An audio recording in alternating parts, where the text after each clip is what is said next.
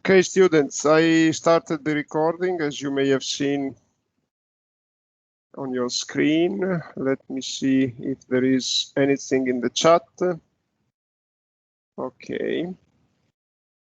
I don't see anything. Yeah, thank you for saying good morning. Now, let me just start with a brief recap of where we are.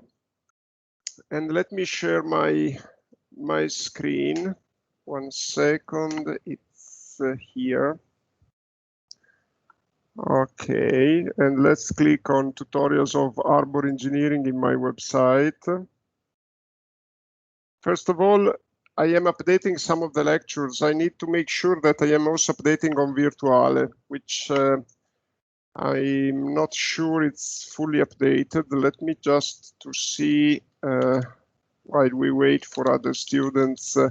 I want to see whether in Virtuale there is everything, because I make explicit reference to my website, but I want to make sure that also here we are online. So coastal engineering, Harbour engineering, let me see what's missing here.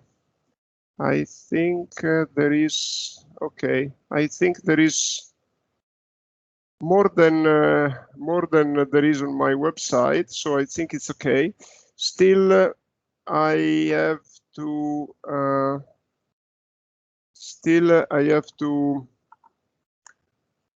add one topic.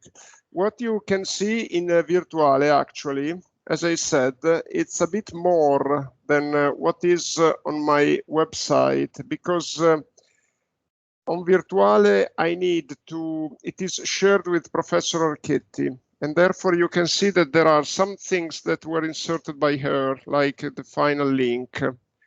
So the moral of the story is that for what refers to my part and my exam, your reference is my website plus Virtuale, but keep into account that in Virtuale there is something more that something more than what is explicitly referred to me.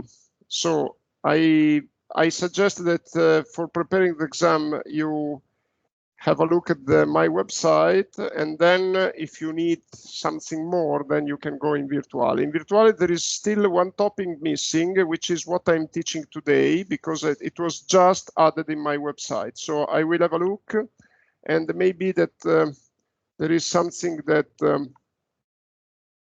I can remove from here. For instance, the nature-based solution is something mine, which I think I can remove. So I will have a look at Virtuale, but in any case, you keep into account that your main reference is my website, okay? And which is here. Now, so where are we? We are today at April 13. Next week, we have the last lecture. So please beware that let me just make a check. Yeah, there is the last lecture. So please beware that we have only one lecture to go. And there is one important thing that I want to tell you.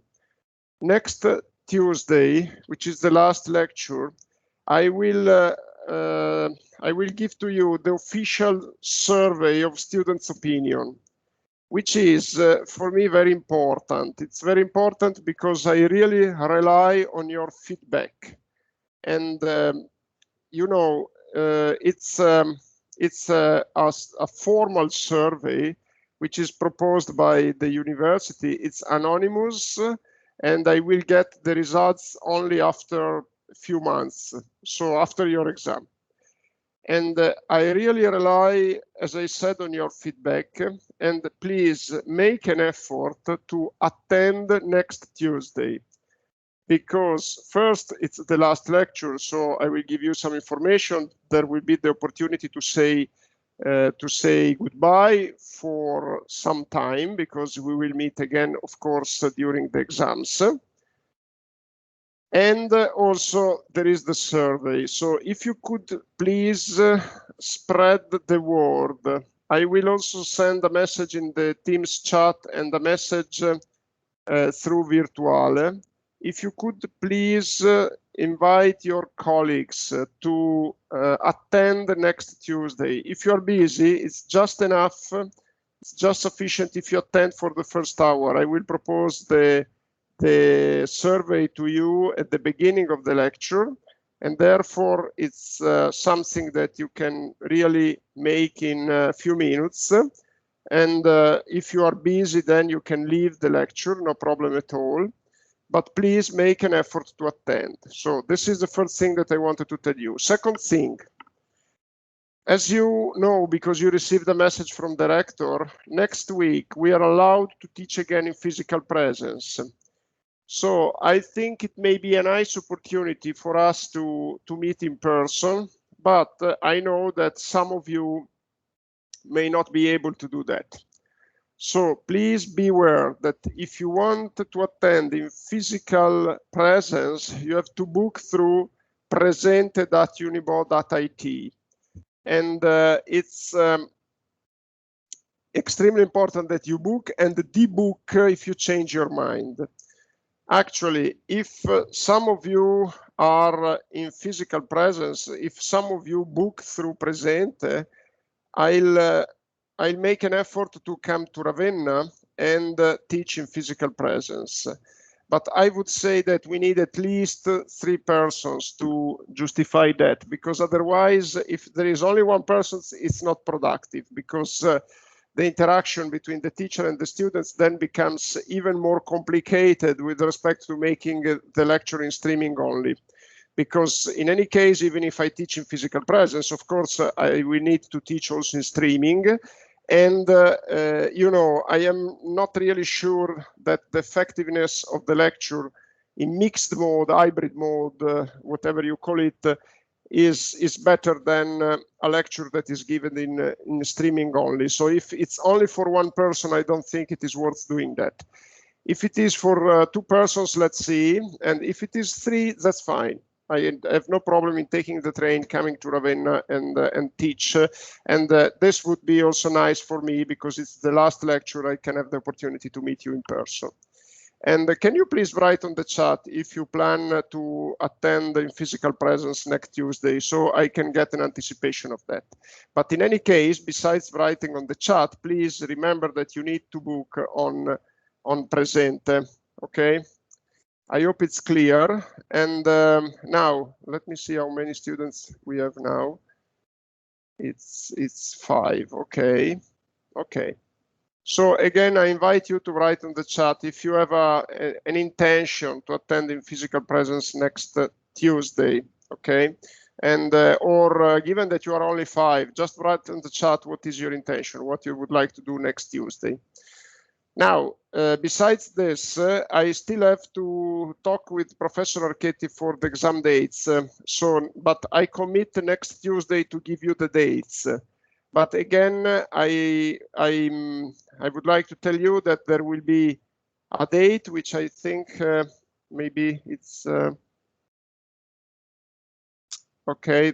Okay, I see on the chat. And there will be 2 dates in June and 1 date in July. So I just need to agree with Professor Archetti how to move forward. But again, next Tuesday I will give you the required information. And we need to decide whether we make exam together or not. We will see. And the exam will be in both physical presence online, if nothing changed for the worse, as I hope. If everything improves, as I think it will happen, then we can go with the exam in mixed mode. I will come to Ravenna to make it in physical presence. And if somebody is not attending in physical presence, I can make the exams in sequence, and who is online, the exam is online, and who is in physical presence, the exam is in physical presence. Okay, I think we are fine, and then we can move forward with our lecture. So if you go in the list of the lectures in my website, which is now displayed on the screen, you see that there is a new lecture that has been just added: dredging in Harbour basins. Now, I think let's now deal with this. And what about the next one? The next one may be, depending on the timing, design of breakwaters, which is something that you already dealt with Professor Archetti, but I would like to give you some additional information. So if we make this lecture, design of breakwaters, provided we have time, I will go through it quickly because I just would like to give you some additional information that are specifically related to the design of breakwaters for harbors, for protecting harbors and ports. Okay. If we don't have time, I will skip that lecture, and therefore I will remove it from the list. Okay. And then there is a final lecture on climate change, which is a kind of closure. This will be the lecture for next Tuesday. Okay, it's a kind of closure because it's a descriptive lecture that deals anyway with a very, as you know, very important topic. Okay, so now let's look at this new lecture, Dredging in Harbor Basins. Let me click on it, and it's available. It was made available this morning, and it's new because I just completed it yesterday. So I think there will be the need to correct typos, etc. So be patient with me. I decided to make this new lecture, which is again something new with respect to what I did last year, because dredging in harbor basins is becoming more and more an extremely relevant issue for the management of harbor and ports. To give you an example, when we decided to launch this, when we make our periodic check with the stakeholders on the suitability of our educational program in offshore engineering, we also meet the Port Authority of Ravenna. And let me be more detailed in this. Every sometime, I think it's 2 years, we are required by the Ministry of Education in Italy to make a check with the stakeholders of, again, the suitability of our educational program to meet their needs. This is extremely important because, of course, we try to strive to offer to our students a good placement into the market. And to make sure that we succeed in this, we need to consult with the stakeholders. And then what we say, usually we present to them our educational program and ask them, do you think that this educational program meets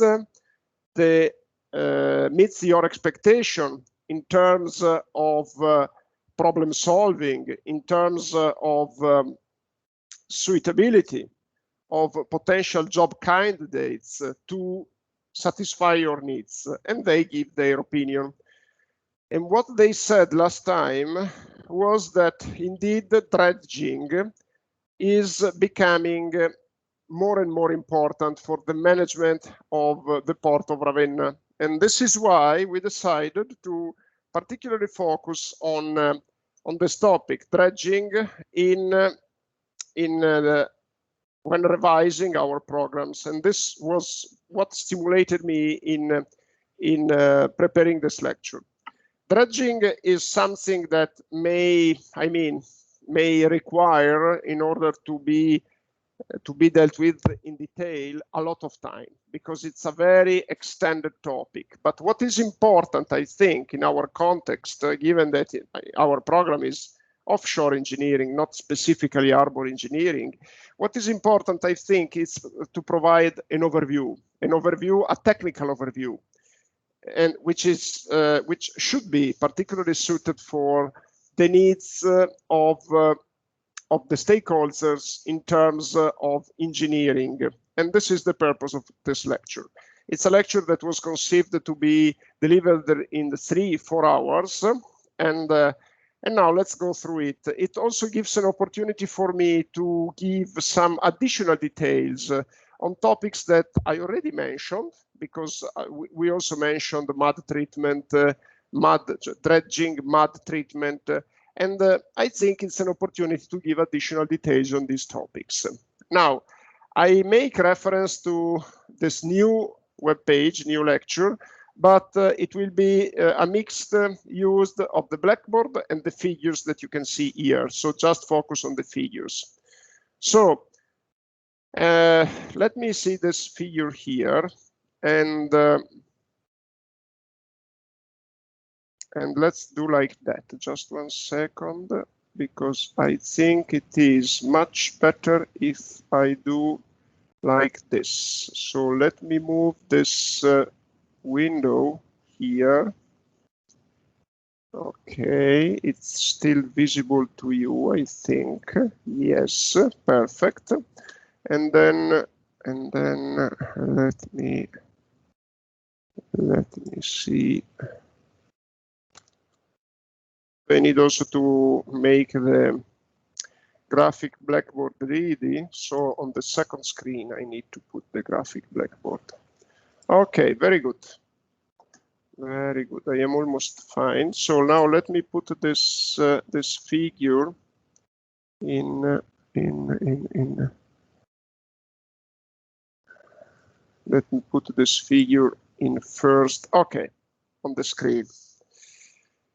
So what is this figure? It's a very simple representation of what may happen into an harbor. Okay, usually harbor basins and ports are protected environment. We look for a protected environment, okay? And if the environment, if it's not possible to find a protected environment, then we protect anyway the basin with structures like breakwaters. So the figure shows to you what is a naive example of a protected environment. It's a bay. It's a bay. You may have also a river flowing into this bay. Often this is the case. Often bays are created by rivers, okay?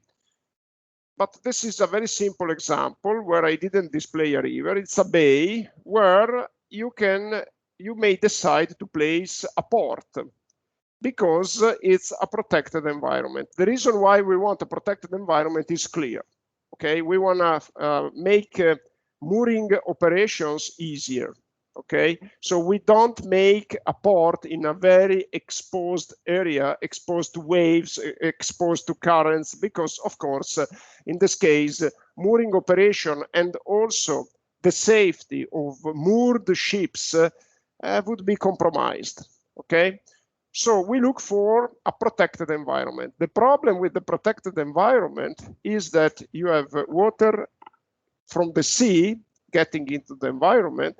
The sea, the protected environment, by definition, is a lower energy environment with respect to the sea because it's protected. And then you have water coming from a high energy environment that goes into a low energy environment. And then you have deposition of sediments because the high energy environment mobilizes the sediments. And then you have water with a lot of suspended sediments that comes into a place where there is lower energy, and then sediments settle down and you have siltation. And this happens in most of the ports because, as I said, you are looking for a low energy environment to get safer conditions. And plus, if you have a river entering into the harbor, then you have also a flux of sediments from the river, which comes from high energy because a river has higher energy than the protected environment of the port as well. And then you have sediment deposition from the river.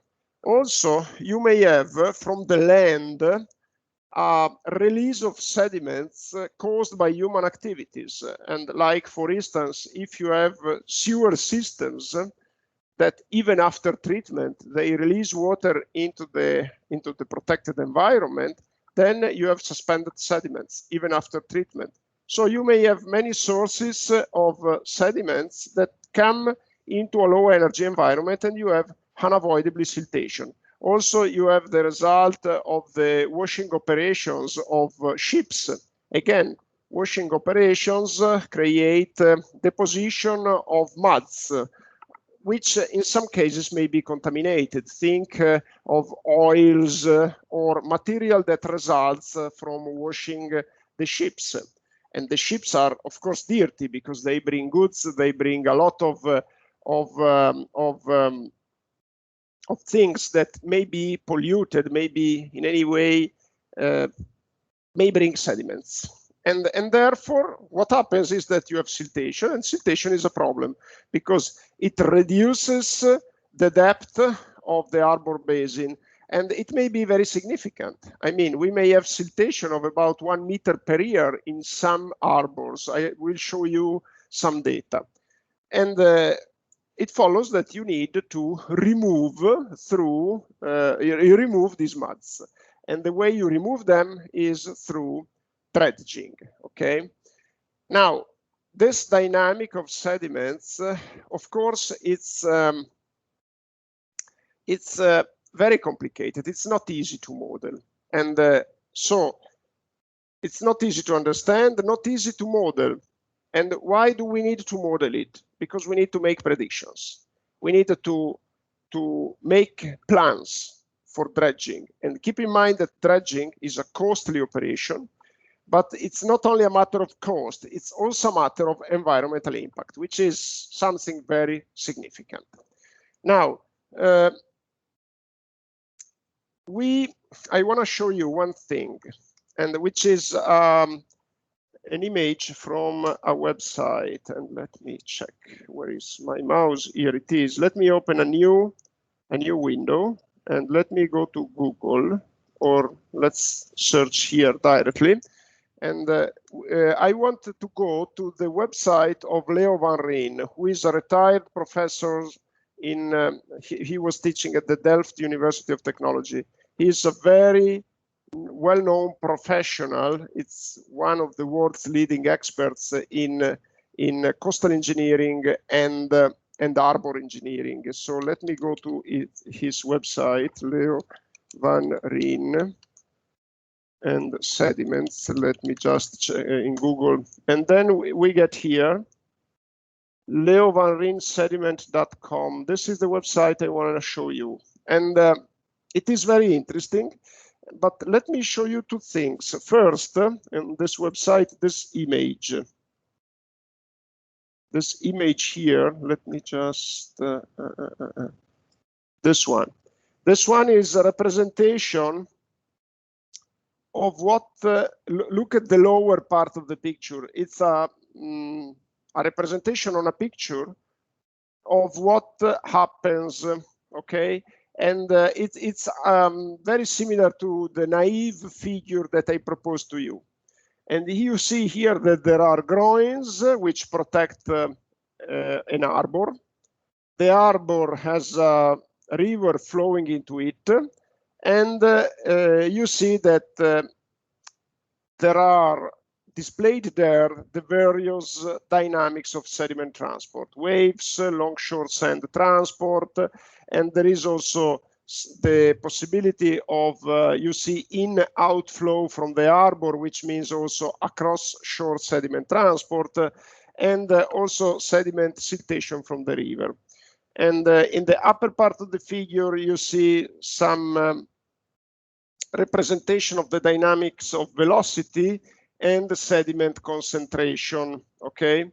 And this is one thing that I wanted to bring your attention. A second thing, if you look at the links here, there is under harbor and channels, the third column, you see the list of the topics, siltation and dredging, fluid, mud and navigability, optimum channel dimensions, more than what we discuss in this subject. And in particular, I want to draw your attention to give an example on the first link that you see below here. And there are a lot of links. These documents, I think, are very interesting. So I put this website in my list of references.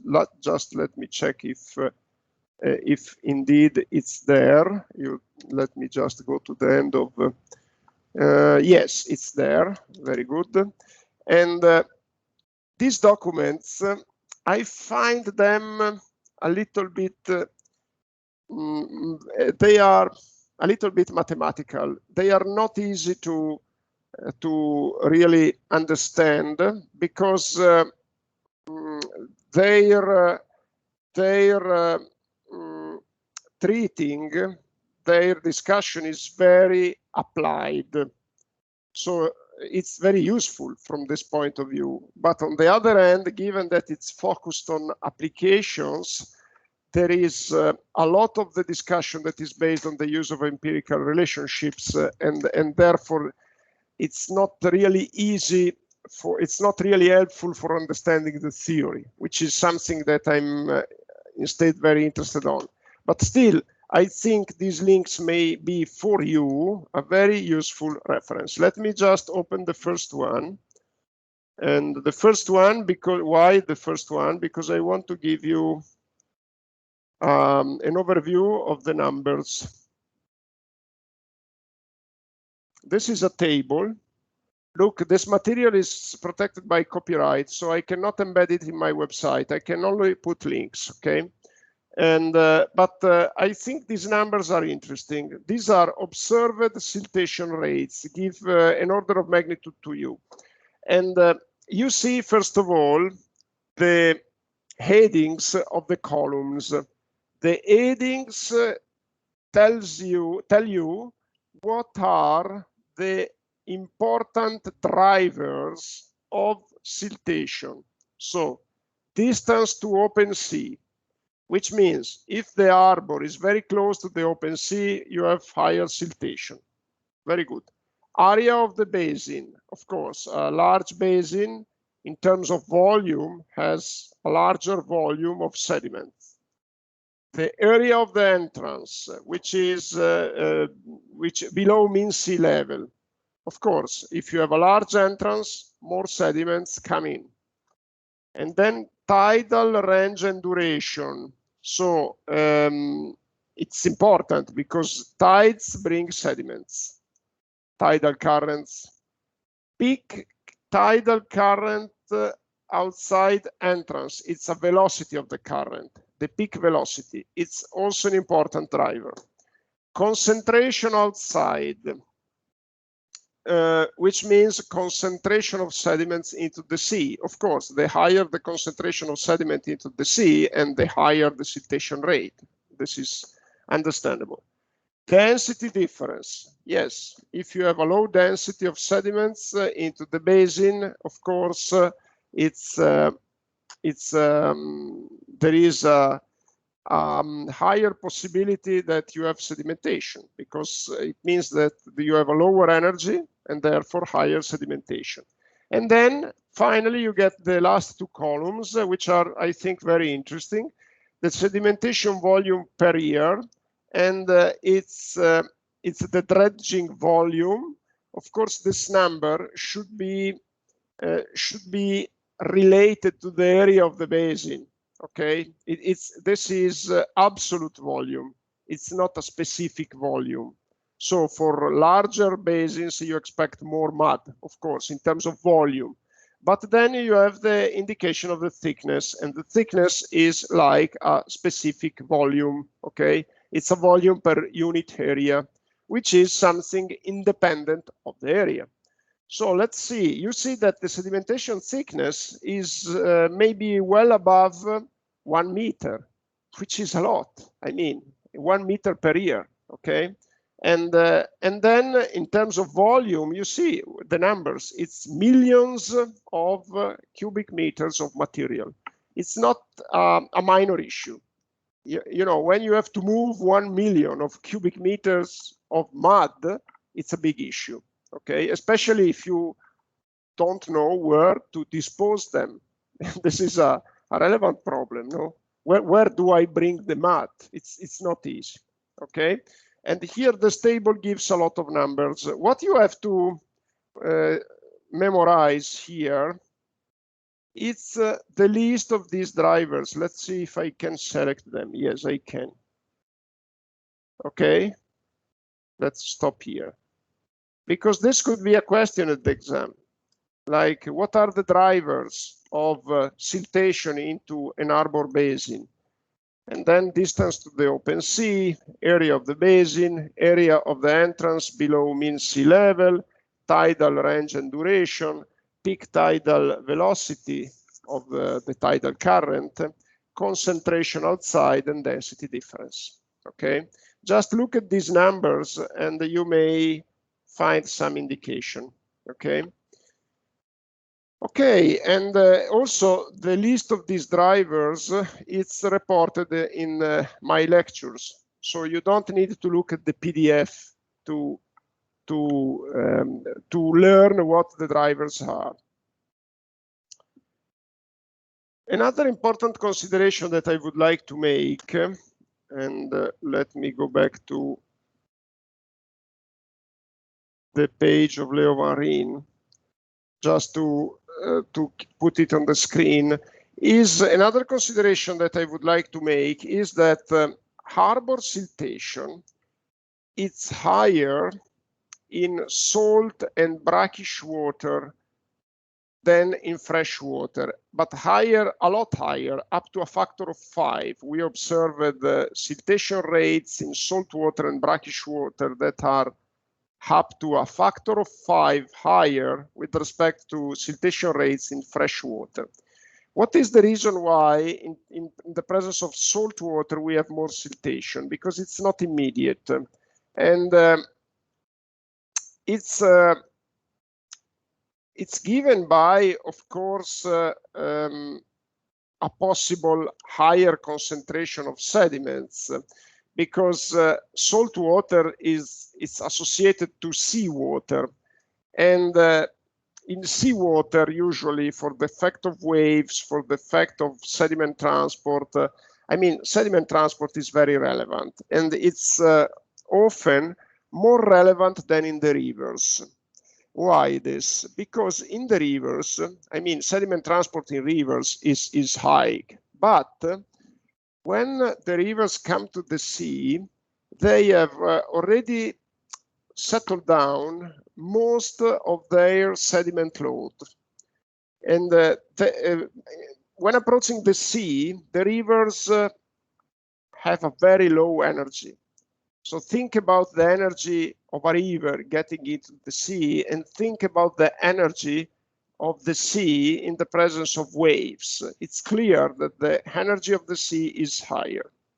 And so in the salt water, which is seawater, you may have, in salt water, you have more exposition to waves and you have higher sediment concentration.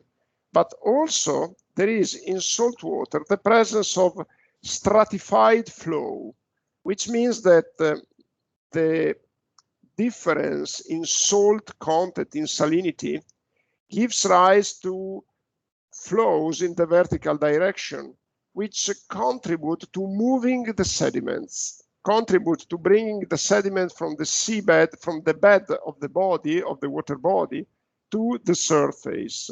And therefore, in the presence of salt water, you have also this additional energy that when it comes into the protected area of the harbor, gives rise to a higher sedimentation.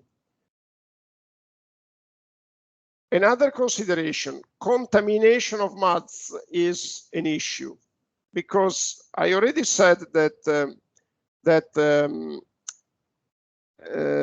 dredging is an issue for the relevant volumes that can imply. And often we don't know where to put this mud, because what we extract with dredging actually is a mud. And if the mud is contaminated, the problem is more relevant, of course, because, for instance, you may think that to reuse this mud for some recycling. Think about beach replenishment. But if the mud is contaminated, you cannot use it directly for beach replenishment. You need to treat it. And the treatment is very costly if there are contaminants.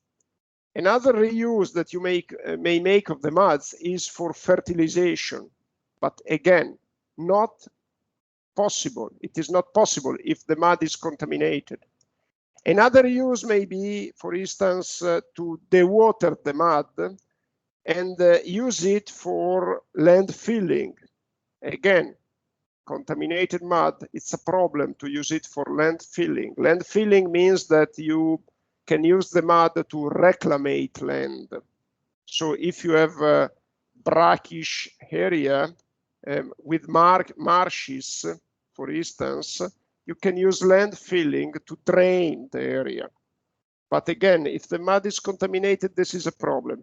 Another application of this dewatered mud is to make bricks.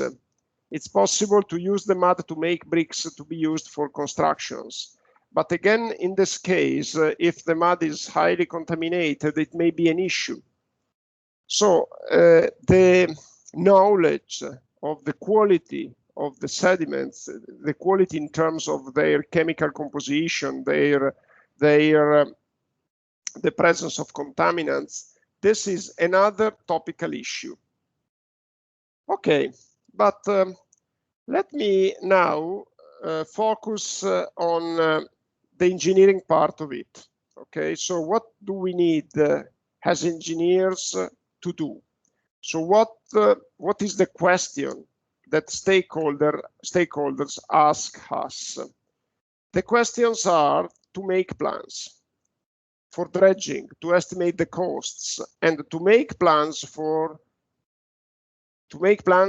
dredging implies to make a plan of its periodicity, to make a plan for disposal. And this implies a series of subtasks. If you are required to predict what is the periodicity of of dredging in an harbor, you need to estimate the amount of dredging. This is the first important step. You have to make some prediction of sediment dynamics in order to be able to say, here I am expecting a particular siltation rate, a given siltation rate, which means that every 3 years I need to dredge the area, or which means that I have to dredge in continuous time. There are some harbors where you continuously see dredgers. So there is this prediction of sediment dynamics that is to be made. And of course, you can rely on several approaches. Data analysis can be a first approach, which means monitoring, but you need a lot of data. Or there are modeling approaches. And I want to discuss with you now precisely of modeling. Modeling sediment dynamics. Okay, so let me open now the graphic blackboard so I can refer to it.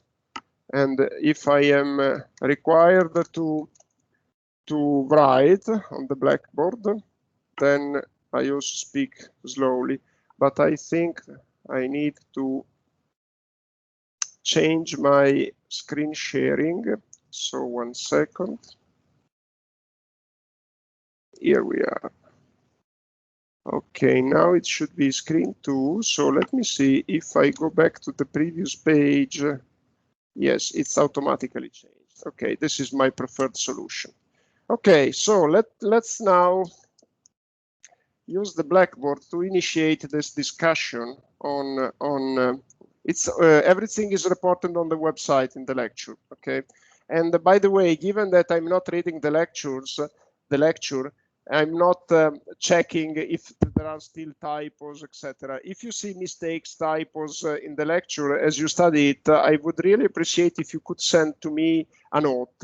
And if you help me in correcting the lectures, not only this one, also the previous ones, I really would appreciate that, because I'm sure that there are typos. You know, these lectures were not checked.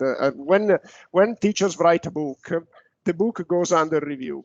Under review means and that the content is checked, and then when it's ready to be published, then there is a proofing of the text, which means removing the typos, etc. Of course, what I'm publishing, it's a dynamic content, and it's a content that is continuously evolving. So there is no check, there is no review of the content, and there is no proof checking, there is no proofing, there is no check of the spelling, the grammar, etc. So what I rely on is, for the content, is my peers, because I know that these lectures are used by other professors, and sometimes they write to me and say, oh, this is very good, or oh, this is not really correct, you should change this and this, which is fine. And for the proofing, I rely on the students. So if you can help me, this is really great. And now let's focus on sediment. Just 1 second, because, okay. Let me see if it works. Yes, sediment dynamics modeling, which is the title of one section on my website. Okay. Now you have two different solutions, or let me say 3 different solutions, or to be complete, and thank you for your patience, 4 different solutions. So the first solution, let me change the color. The first solution is 1, physical models. And we already discussed this, because physical models means small scale models. We already discussed some of them. We also saw some videos. Okay. Second solution, numerical models. Numerical models. Very good. Third solution, compound models or integrated models. Compound models, integrated. Okay. Fourth solution, it's empirical models. You can also call them simplified. Okay. It is important that we get an overview of these possible solutions, because if we know the alternatives, then we can plan. Okay. Let me start with physical models, and we already talked about them. Okay. And so we already mentioned that we can use small scale models in the lab to reproduce the area for which we want to study the sediment dynamics. And we already said that they present some advantages. What are the advantages? First of all, they allow to perform repeatable experiments. Okay, so let me just write here the advantages of physical models. Okay, advantage. 1, repeatability.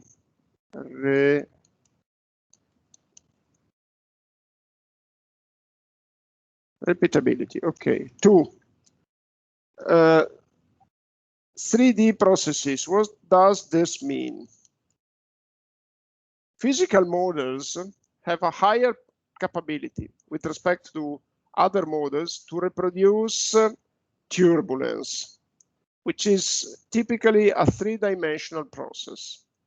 And turbulence is a micro-scale behavior. It takes place, as we know, at a very small spatial scale. And with numerical models, reproducing turbulence may be a problem. Okay, and so let me just write here turbulence. So if the process is highly dominated by turbulence, you know, physical models are the most advisable solution. Okay. And then there is another advantage, which is 3. which is the convincing power. Sometimes you have to convince the stakeholders that the model that you're using is fine. And it's easier to convince them with the physical model with respect to a numerical model for obvious reasons. When when the end users sees with their eyes what's going on, it's much more convincing. Okay, disadvantages. What are the disadvantages? Disadvantages are, first, the facilities that are needed to make a small scale model. You need a huge lab. Second disadvantage, the cost. The cost is usually more relevant with respect to a numerical model. And third disadvantage is the scale problems. And I wanna talk with you now of this, the scale problems. We already mentioned this issue because we said that it's impossible to reproduce turbulent processes in a very small scale. And I said, think of a glass of water. You cannot reproduce turbulence in a glass of water. So you cannot reproduce an harbor, the dynamics of fluid flow in an harbor where you have turbulence, think at waves. You cannot reproduce it in a glass of water. You cannot reproduce wave breaking in a glass of water. Why? Because when you reduce the scale, I said viscosity prevails, and therefore turbulence is annihilated. Okay, and the scale problems are indeed a problem because it means that you cannot reduce too much the scale of representation of your phenomena. Okay, very good. Now, I want to discuss this problem. Okay, I want to now in specific to tell you what is why we cannot reproduce with a very small scale turbulence. Okay, now, and I think this also gives to me an opportunity to better inspect the basis, the founding concepts of small scale modeling. I think it is an interesting opportunity. So now let's draw a separation here and let's talk about similarity. Okay. Why similarity? Because the model must be similar to reality. If I want to reproduce in a smaller scale what happens in the reality, I need to make something similar. So similarity, hydraulic similarity is our target here. Okay, let me start by saying that any measurement that we take of a physical quantity, we are dealing with physics here. Okay, so fluid mechanics, movement of fluid is governed by physics. So we have physical quantities that we have to deal with: velocity, acceleration, viscosity, let me say also some more than physics, thermodynamics, chemistry. But let's focus now on measurements in physics. Any measurement in physics is defined as the ratio between the quantity that you want to measure. Think about length. So the measurement of a length is defined as the ratio between the length that you want to measure and another of the same type that is taken as unit of measurement. So for the length, we have the meter that is taken usually as a unit of measurement. And so if I want to measure the distance between Bologna and Ravenna, I have to make a ratio between the distance that I want to measure and the length of 1 meter. And this is my measurement. Okay. It's clear that if you change the unit of measurements and you adopt, for instance, centimeters rather than 1 meter, all the measurements vary. Okay, it's clear. So the choice of the unit is driving all the measurements. Okay, and but there is something that remains unchanged, which is the ratio between two quantities. So the ratio of the distance between Bologna and Ravenna and the distance between Bologna and Rimini, if I take the ratio of these two distances, the ratio doesn't change with the unit of measurement. The ratio is something dimensionless and therefore doesn't change with the unit. And therefore, we understand one thing, that these dimensionless quantities, this dimensionless quantity assume an objective value.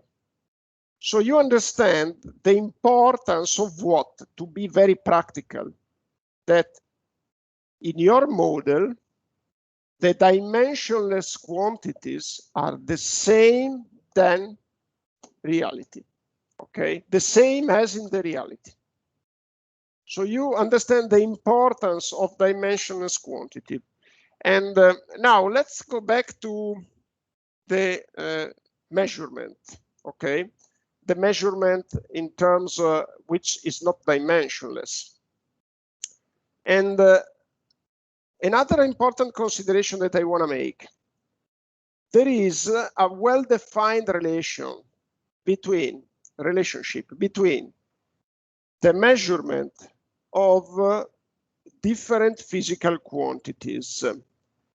Because if the quantities are related by physical laws, then there is a well-specified relationship also between the measurements of these quantities. Let me give you an example.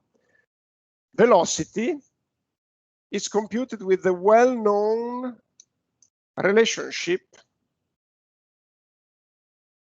which says that the velocity is the ratio between length and time that we take to cover it, to cover that length. Okay, so it's the ratio between space and time. If you change the units of space, also the value of space changes and the measurement of velocity changes in a way that is dictated by the formula of velocity. So let me see, let me write here. V is equal to S divided by T, okay? Now, if you pass from S to lambda S, what happens is that you can rewrite your relationship in this way. Lambda V is equal to lambda S divided by T, okay? So you see that the change in the measurement of velocity, this change here is dictated, it's not arbitrary, it's dictated by this relationship. What does this mean? If you change the units, there are dimensionless numbers that don't change, but there are quantity with dimension that change according to well-defined physical laws. Of course, if these laws exist, because in the case of velocity, it's clear that there is a law relating velocity with space and time.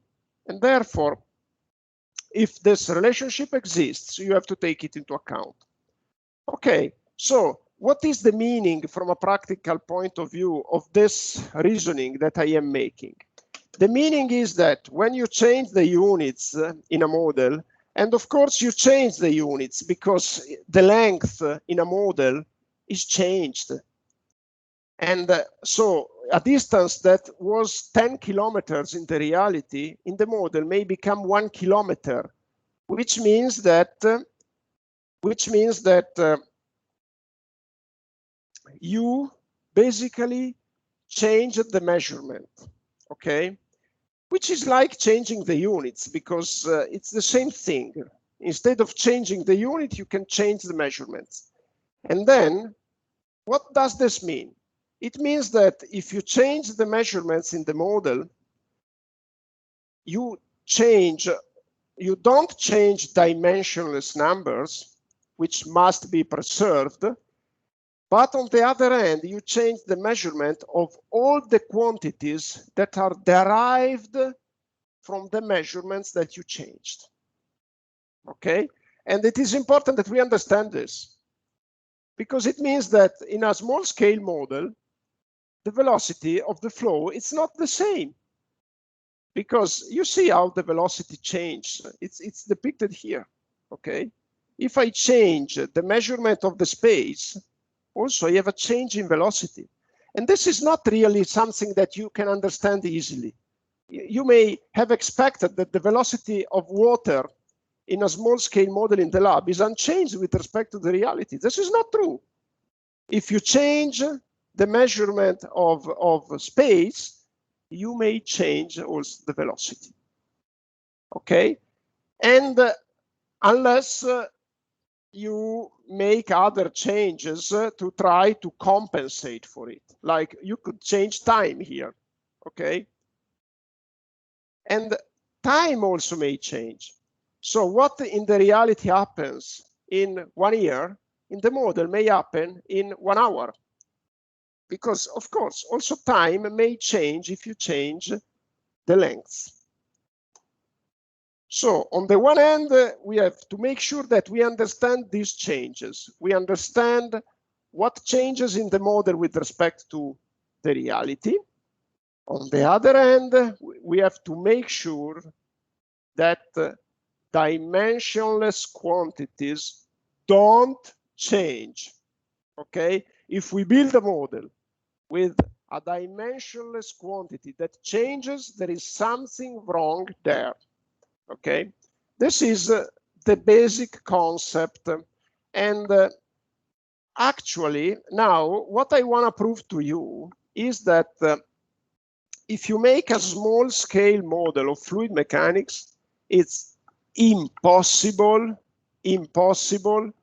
to keep all the dimensionless numbers unchanged. And this is a way to prove that the physical model have some approximations. It's a way to prove that you cannot reproduce turbulence in a glass of water. So what I want now to show it to you, after having clarified that by changing the measurements of the length, you have a series of changes in cascade.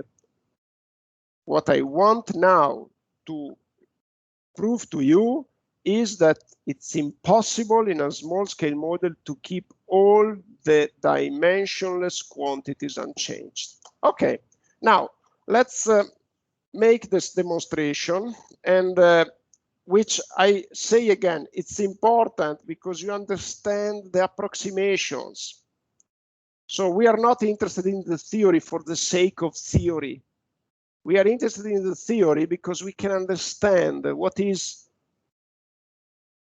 the meaning of the results that I get from a model. Okay, now let me go to a new sheet in the Blackboard. And this demonstration that I am making, you will see it may appear cumbersome, but it's not really. So just I try to make it very simple. Okay, now let me focus on classical mechanics. And classical mechanics, we can say one thing to start, that is governed, and I think you already know this, by 3 fundamental quantities, which conventionally are length, time, and mass. Okay, what does this mean? It means that any quantity in classical mechanics may be described in terms of units of length, time, and mass. Okay, and these fundamental units, these fundamental, let's say, quantities, have units that are defined by conventions. Like length, it is conventionally in the international system, we take as unit the meter. Okay, for time in the international system, conventionally we take seconds, and for mass, conventionally we take kilograms. Okay, we know that conventionally the force is expressed in Newton, but of course we can adopt new units for mass, length, and time. And so, for instance, let me indicate the units, the conventional units.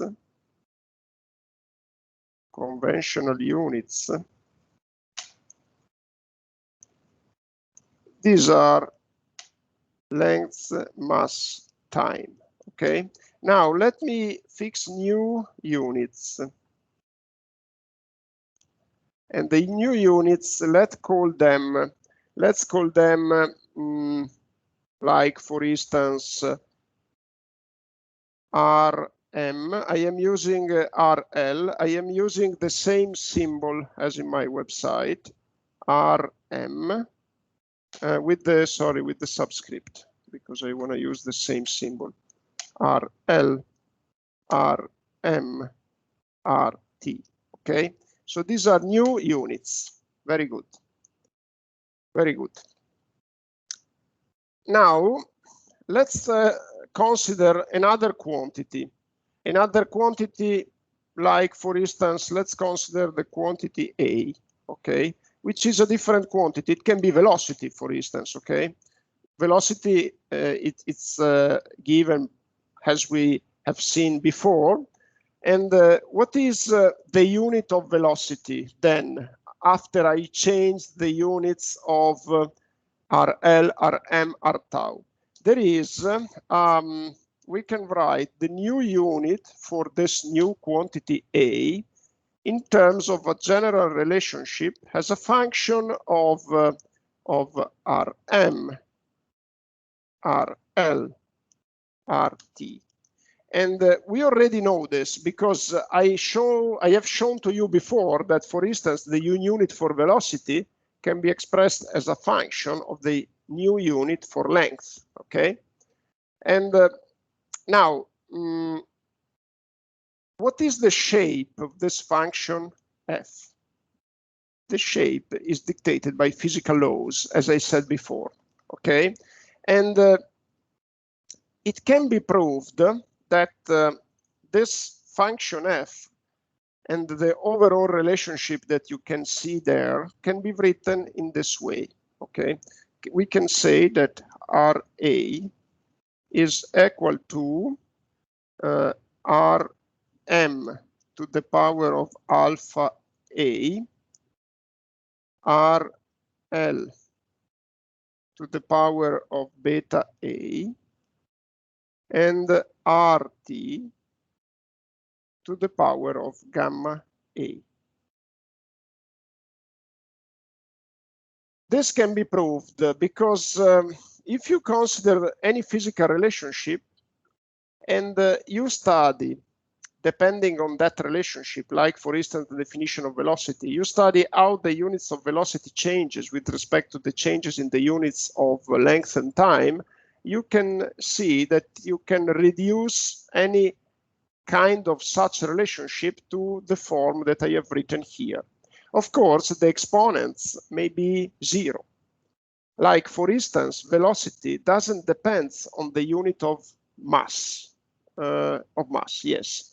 So in this case, alpha A will be zero. In fact, it may happen that these exponents assume null value.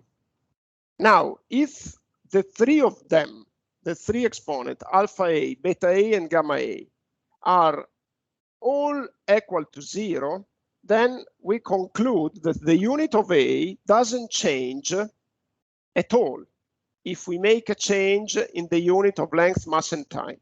and therefore A is dimensionless in classical mechanics, okay? So this is a first important conclusion. If we end up with, by saying that the unit of a quantity in classical mechanics doesn't change, if I make a change in the units of length, mass, and time, then the quantity is dimensionless. Very good. Now, if we have only alpha A and gamma A that are, if we have both alpha A and gamma A that are equal to 0, so the only exponent which is different from 0 is the one that refers to the length, which means that the quantity A in its units has only lengths, then we say that the quantity is a geometric quantity. In classical mechanics, we say that a quantity is a geometric quantity if I look at the units and only length is there. Very good. Now, if I look at the units and I see that only length and time are there, the quantity is a kinematic quantity. Velocity is a kinematic quantity because its units are length, time. If you have the three exponents that are all different from 0, and therefore in the units of the quantity A, you have all of them, length, mass, and time, the quantity is a dynamic quantity. Very good. Now,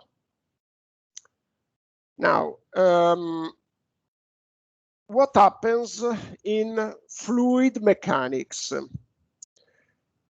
Now, in fluid mechanics, usually we take as fundamental quantities, not length, mass, and time. We take usually the mass density of the fluid, the speed of the flow, and the length. And this is a convention that we usually take in fluid mechanics. And keep in mind a necessary condition. These fundamental quantities must be dimensionally independent, which is the case for length, mass, and time. And it's also the case for the density of the fluid, the speed, and the length. Okay, this is fine.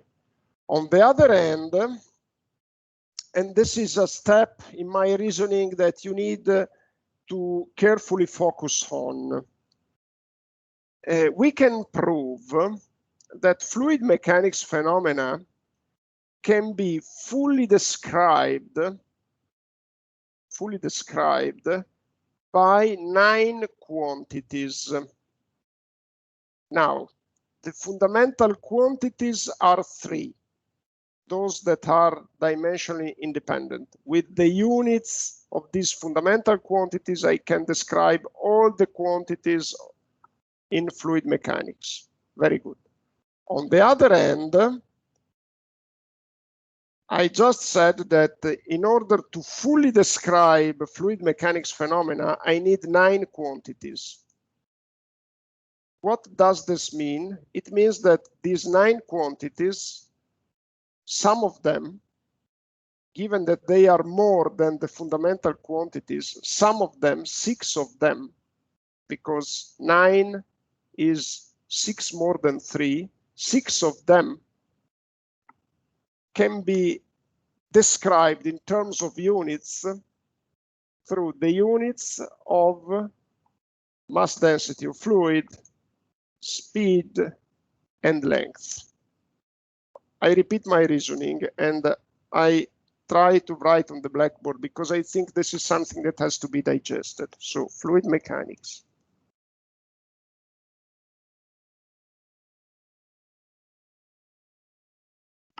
Let me change the color.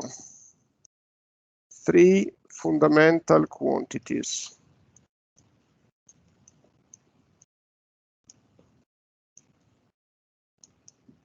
Sorry.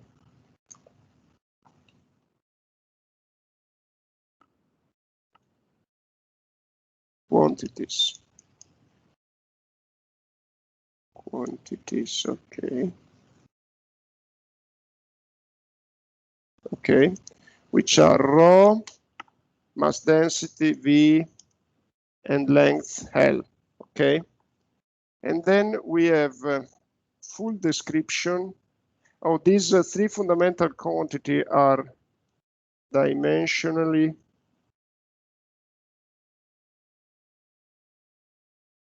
independent.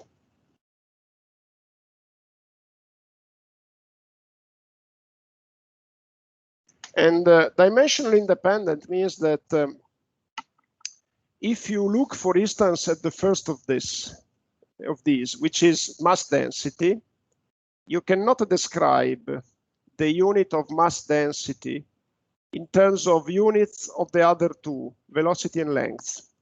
Why? Because mass density has mass into it, and you cannot introduce kilograms by only using the units of velocity and length. Okay, so this is the meaning of dimensional independent. You cannot describe each of them with only the units of the other two.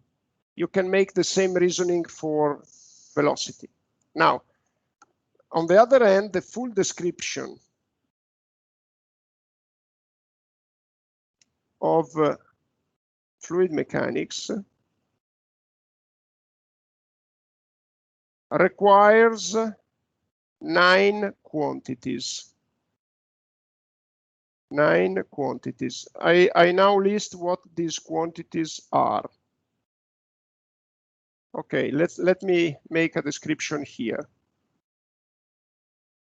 Conventionally, they are length, time, velocity, and let me write in the order that I used: length, time, velocity, acceleration of gravity, and then pressure, P, and then mass density of fluid, rho, and dynamic viscosity, m, dynamic viscosity, m, of the fluid, and the compressibility of the fluid. We can call it with the symbol, let's say W, and surface tension, let's call it something like another Greek letter, epsilon. Okay, these are 9. Let me see, 1, 2, 3, 4, 5, 6. Yeah, these are 9. What does this mean? We can recognize here the 3 fundamental quantities: rho, L, V. Okay, so the consequence, the implication is that 6 of them, the other 6 which are left out, can have units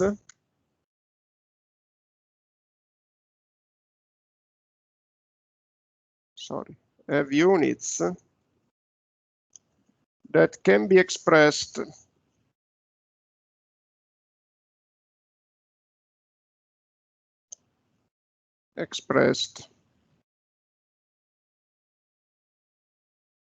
as a function of the units of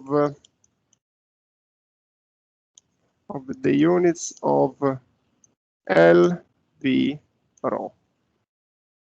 Okay.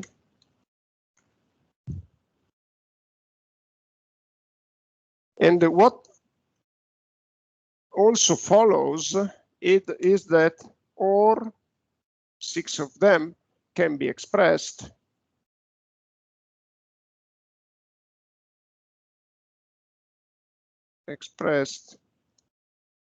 as 6 pure number or dimensionless number. Pure numbers, dimensionless.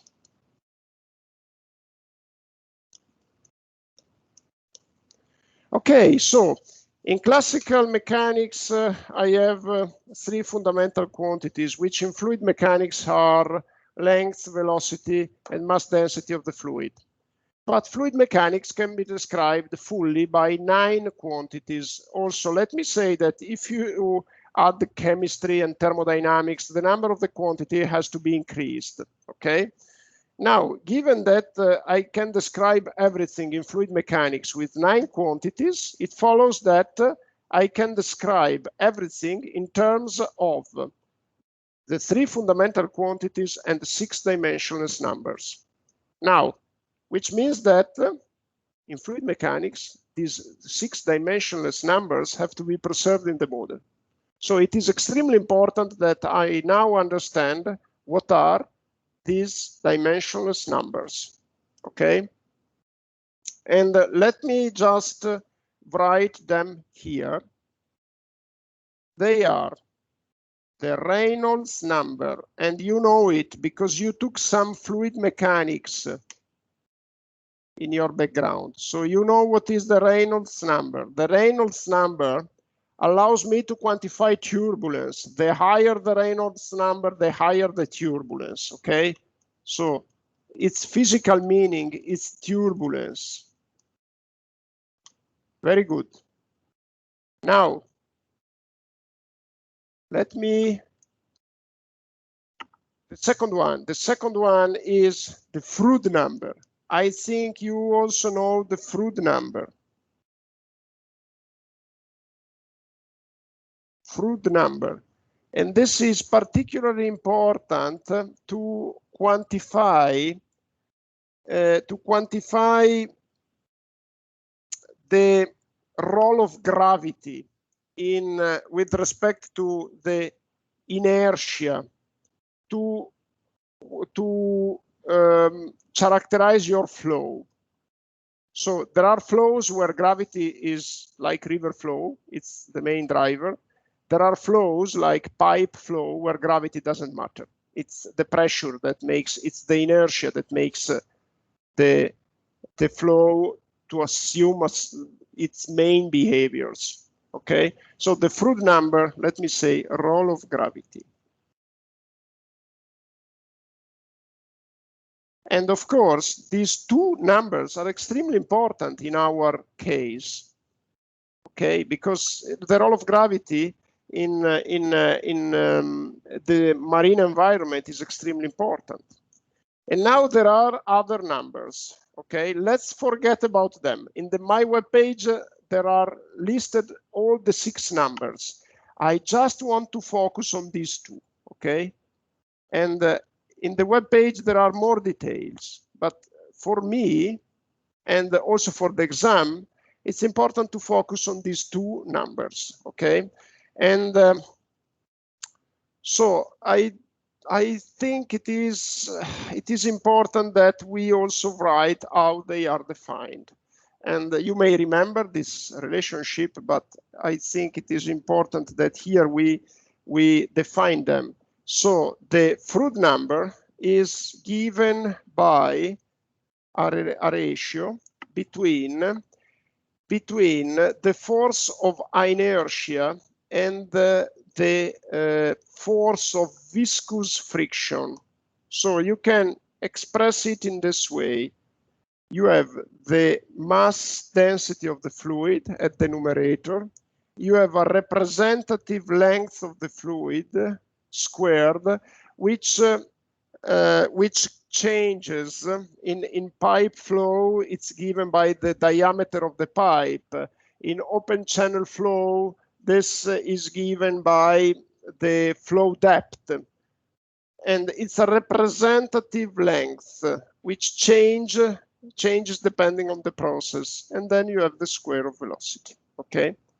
And at the numerator, you have the dynamic viscosity of the fluid and the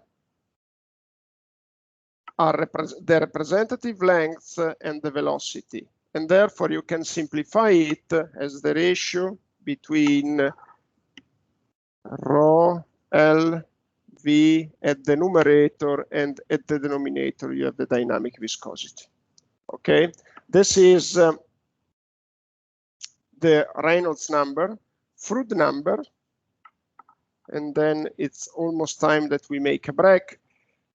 The fruit number is the ratio between, again, the inertial forces, rho L square V square, divided by the gravitational forces, which can be represented in terms of rho L cube G. And therefore, it can be written as V square, yeah, divided by GL. This is the fruit number, okay?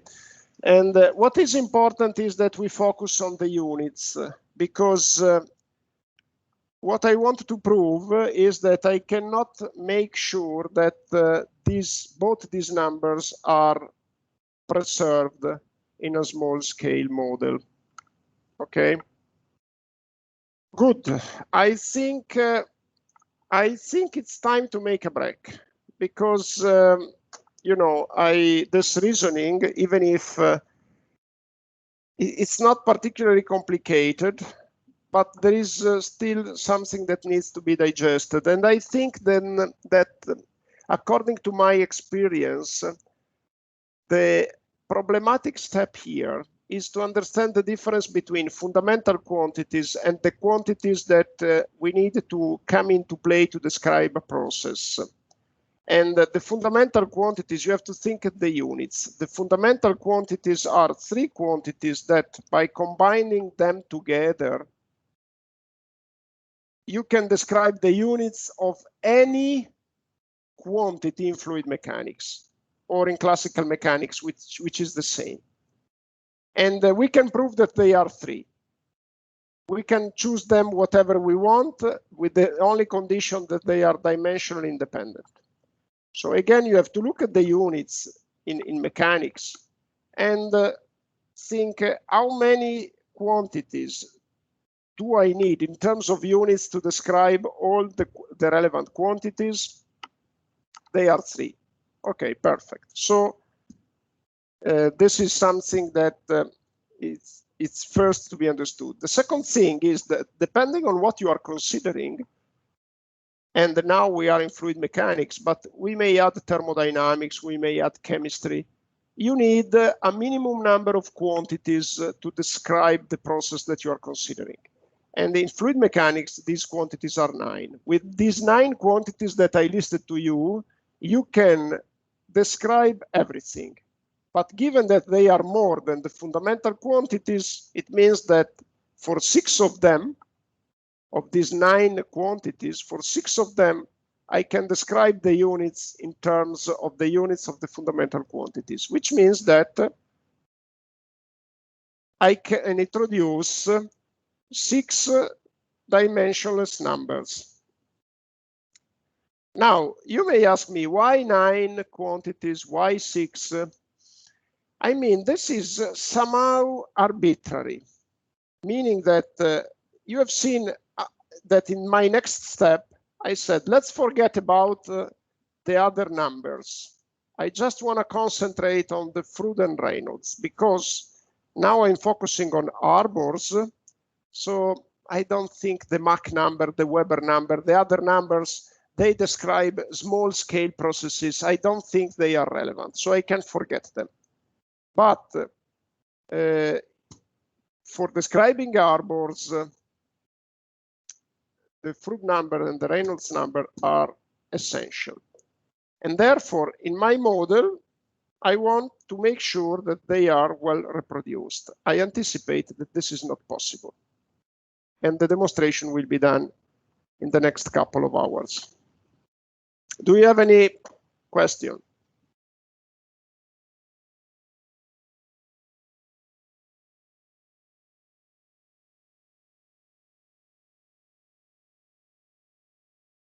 Let me check the chat, but I didn't see anything.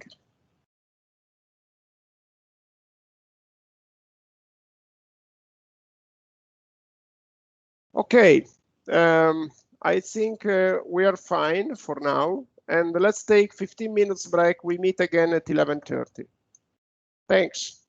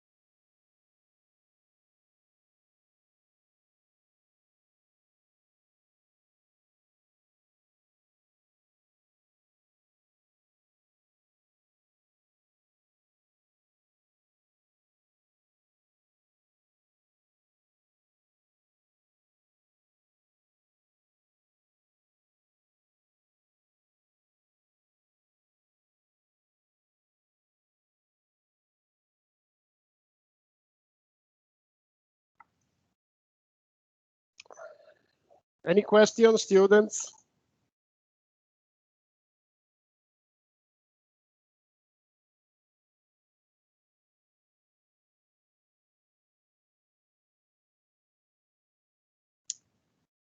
Okay, so let me share the screen.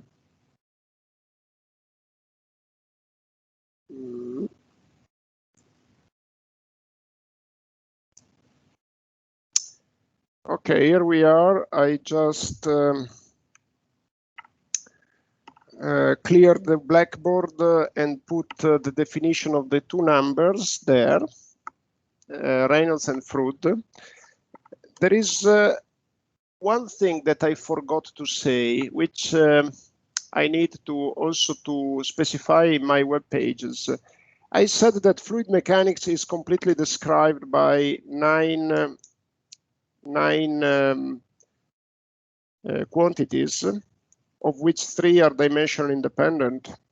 And let me say that even that we are focusing on sediment transport, actually I should add some quantities, because fluid mechanics in the classical definition doesn't include sediment transport. And it's a two-phase flow, sediment transport, because there is the fluid mechanics plus the mechanics of sediment transport. So there are other quantities that I would need to introduce. And in particular, to clarify what I'm saying, you already know that the movement of sediments is also governed by a dimensionless number that you already know, which is the Shields parameter.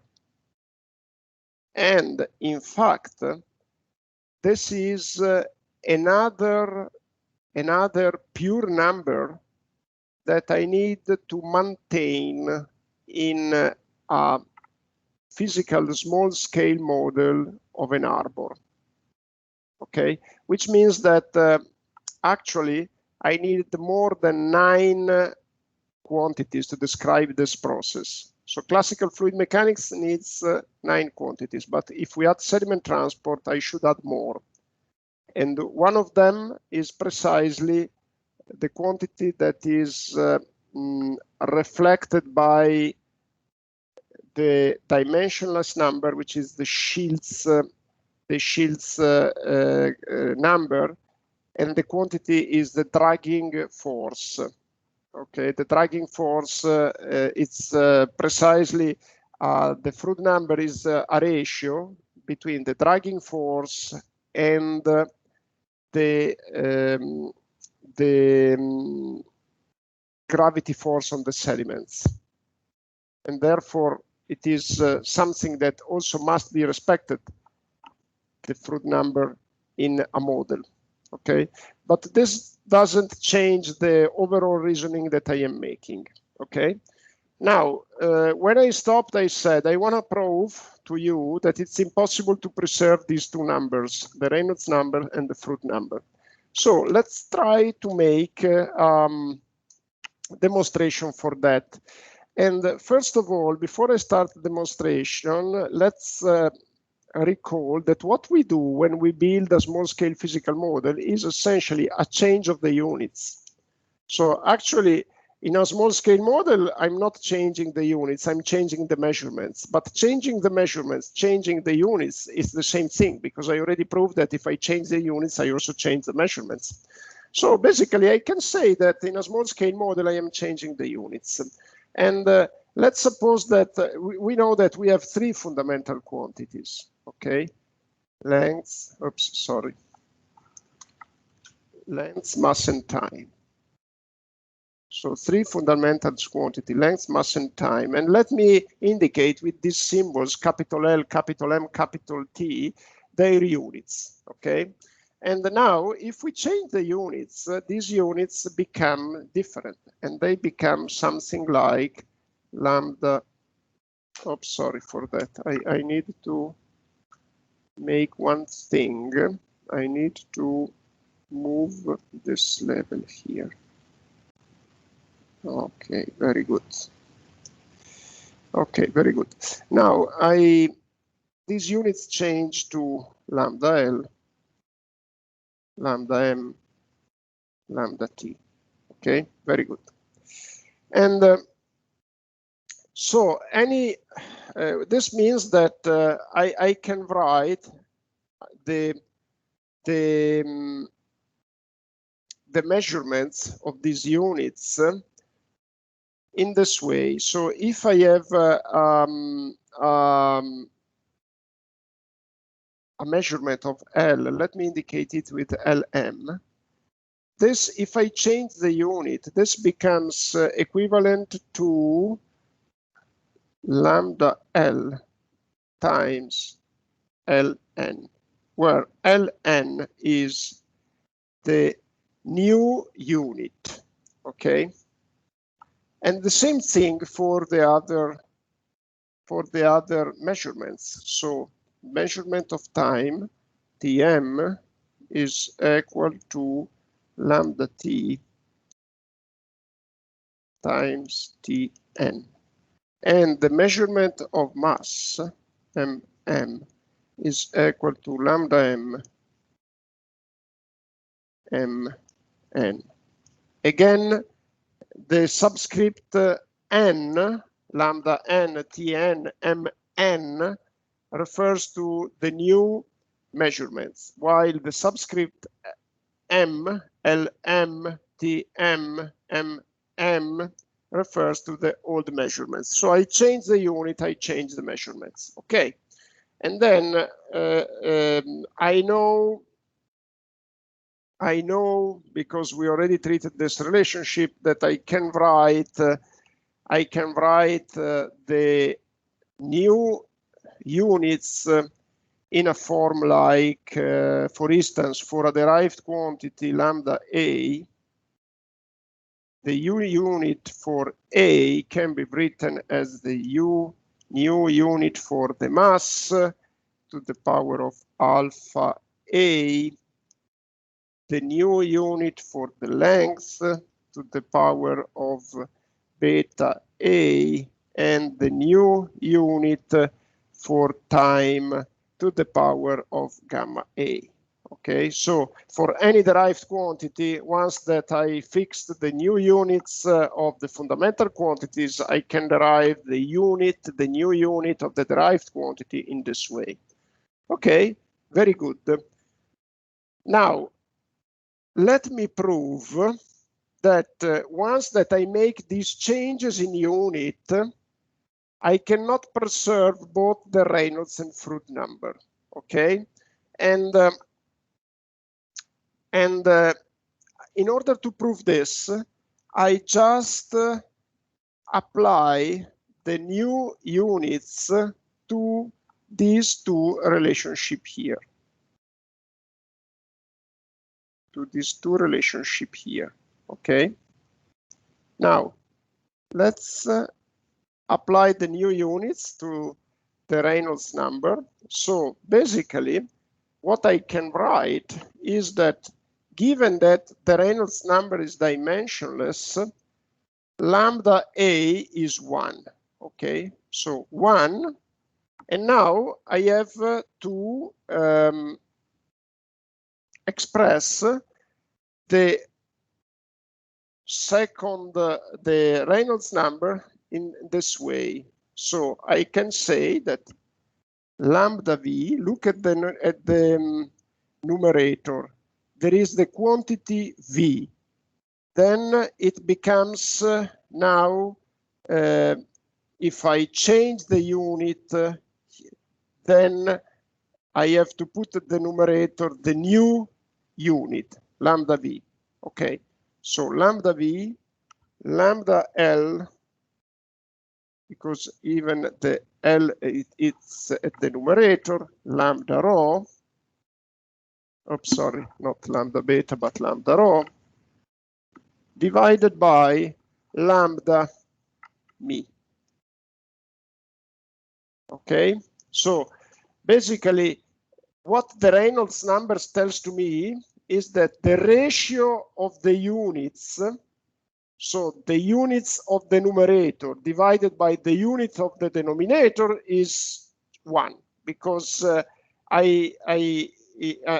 Reynolds number is dimensionless. And I can say the same for the fruit number. So 1 is equal to, what I have to the numerator, I have lambda v squared, divided by lambda g and lambda L. Okay, clear. Very good. Now, I can now say that given that in the model and in the reality I have the same gravity, lambda g is equal to 1. Okay, of course. And given that in the model, let's assume that in the model and the reality I have the same fluid, which is water, then lambda mi is equal to 1. Okay. Of course, you can say I can change the fluid in the lab. Okay, let's assume that you don't change the fluid in the lab. So the lab uses water as in the port. So lambda mi is equal to 1. Very good. Now, if you then rewrite this relationship here, okay, what you get is that lambda mi is 1, so you have lambda v, lambda L, lambda rho is equal to 1, and from the fruit number you get lambda v square, lambda g is 1, is equal to lambda L. Okay. Okay, very good. And then here, basically, what we can now write, let's go here.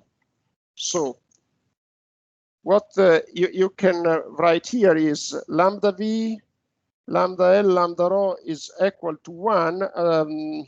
Given that the fluid is the same, lambda rho is equal to 1. I forgot to say this. Lambda rho is equal to 1. So basically, you can say that lambda v is equal to 1 divided by lambda L. The second relationship says that lambda v square is equal to lambda L. Okay, these two relationships are, of course, incompatible. What do we conclude? That in a small scale model, if you keep the same fluid and the same gravity, you cannot preserve these two dimensionless numbers that I took as an example. And the same may be true for other dimensionless numbers. I just focused on these two. So the same may be true for the Schiltz number. And for sure, it is true because the drag force depends on the viscosity of the fluid. If you have turbulence, we remember this from the analysis of the Schiltz number. We know that the Schiltz numbers depends on the turbulence. So if we reduce the size of the model, we reduce the turbulence, and also the Schiltz number cannot be preserved. Of course, you may say, I can change the fluid. Yes, this is something that you can do. But in order to achieve the target, you should use a fluid with lower viscosity with respect to water. This is intuitive, understandable, because if viscosity is your problem, when you reduce the scale, I said viscosity prevails in water and turbulence cannot be reproduced. And also the Schiltz number cannot be preserved. So if you wanna avoid the problem given by viscosity, you have to reduce viscosity. But the problem is that with respect to water, a fluid with lower viscosity has two problems. First, it's often inflammable, so it's dangerous. You can take, for instance, petrol. Petrol has a lower viscosity, but it's inflammable. And second problem, it's very expensive. You cannot reproduce a model where you need some tens of cubic meters of fluid. If you use water, it's very cheap. If you use petrol, you know that it's much more expensive. Okay, you may say I don't care about expensiveness because I mean, I find the resources. Yes, but it's also inflammable. And besides that it's inflammable, it's not healthy for, you know, the vapors and people who smell the vapor, and it's not healthy. So this is in practice not done. Okay. And changing the gravity, of course, you know, there are some models where gravity is eliminated, some physical models, but it's not possible in the case of fluid mechanics because the scale of the model is too large. So what is the meaning of this discourse, which basically concludes the treatment of the small-scale physical models? Given that you cannot reproduce all the dimensionless numbers, which means that you cannot reproduce some phenomena, because if you don't preserve the Shields number, you cannot reproduce sediment transport. Therefore, what is the conclusion of this reasoning? The conclusion is that you have to be fully aware of what are the numbers that you're preserving and what are the numbers that you're not preserving. And then you have to be fully aware of what a number means, what a pure number means. The Shields number means sediment transport. The Reynolds number means turbulence. The Froude number means effect of gravity. Now, once that you know this connection, you can understand what are the processes that the model is not reproducing well. So you can understand that if the Shields number is not preserved, your model doesn't reproduce sediment transport well. And then there is something wrong if the model is applied in order to study siltation. And therefore, once that you are aware of the approximation of your model, you can judge your results and you can present your results with the full awareness of the approximation. Very good. And of course, you understand from the reasoning that I just made that the problem is exacerbated if the lambda here, which means the change of unit, which also it's equivalent to change of scale. If the lambda is high, you have more problems. If you put lambda equal 1, which means that your scale of the model is 1, 1, this is fine. In fact, some models are done in the real scale, but not for harbors, not for ports, because you cannot make an experiment in the lab with the full size of a port. Okay, so the more the reduction, the more the problems, the more the approximation. And by studying these concepts of similarity, what similarity means, what are the quantities that you need to describe your processes, what are the most important quantities that describe your process, you can understand the approximations. Okay, and now let's move to the second category of models, the numerical models. This is easier in order, there are no proofs, it's just a discussion that I want to make. And let me open, in order to aid my discussion, let me open a new sheet on the blackboard. One thing, a typical question at the exam related to what I just discussed is, can you please prove that it's impossible to reproduce both Froude number and Reynolds number in a small scale model?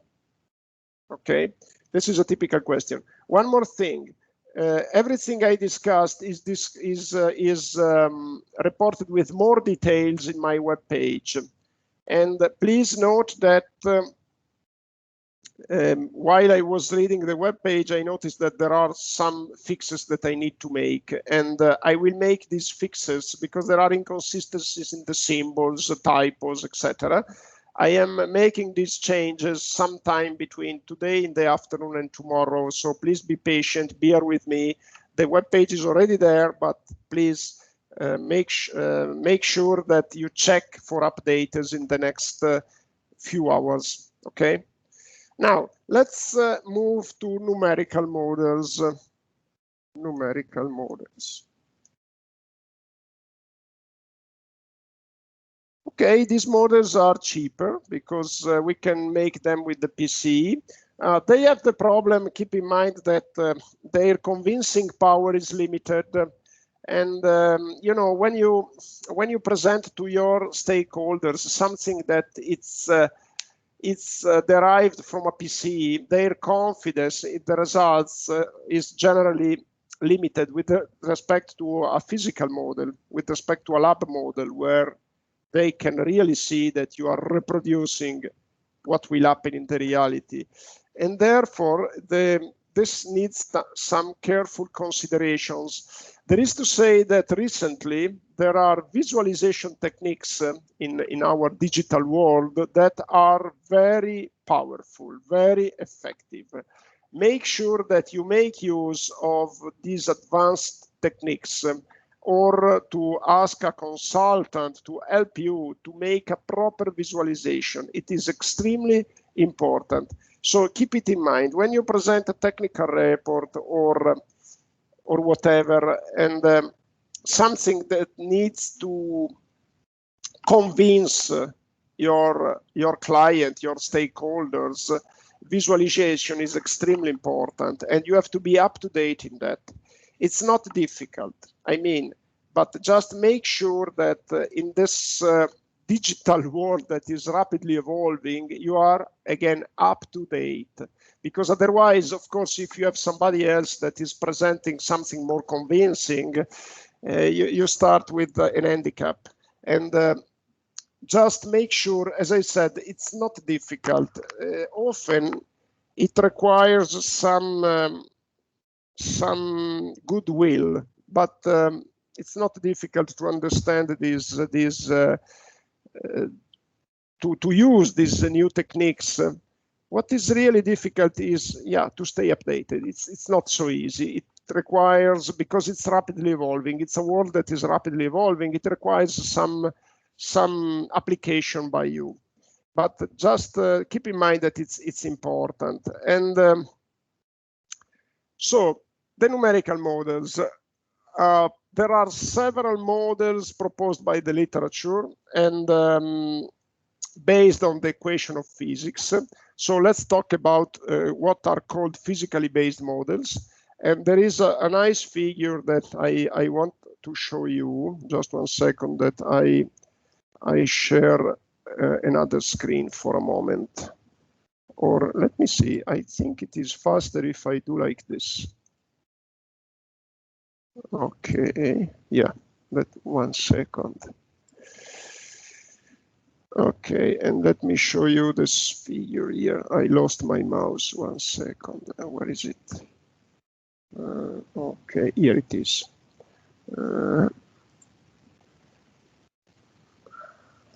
Okay, look, this is a visualization from a numerical model.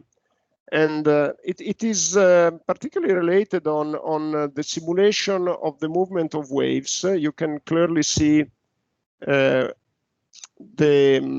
processes and the phenomena here, with some effects on erosion, displacement of sediments, precisely what we want to study. And you see that we can see the grid, the discretization scale on the screen, because any model is based on discretization of the spatial domain along a grid. And you see that indeed here, the degree of the effectiveness of the visualization is really nice. And this is what I meant to say. If there are these techniques, you need to get well acquainted with them, because it makes a difference if you present the results in this way or you just present a graph. This is, I would say that this is a 3D model. 3D means that it is studying the movement of flow in the 3 directions. As I said, the literature is very rich on these topics.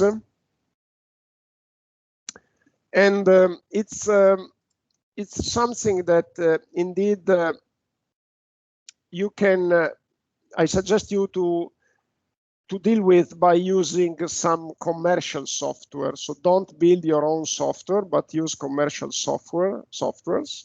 And but on the other hand, you have to know the theory for the reasons that I will explain to you. And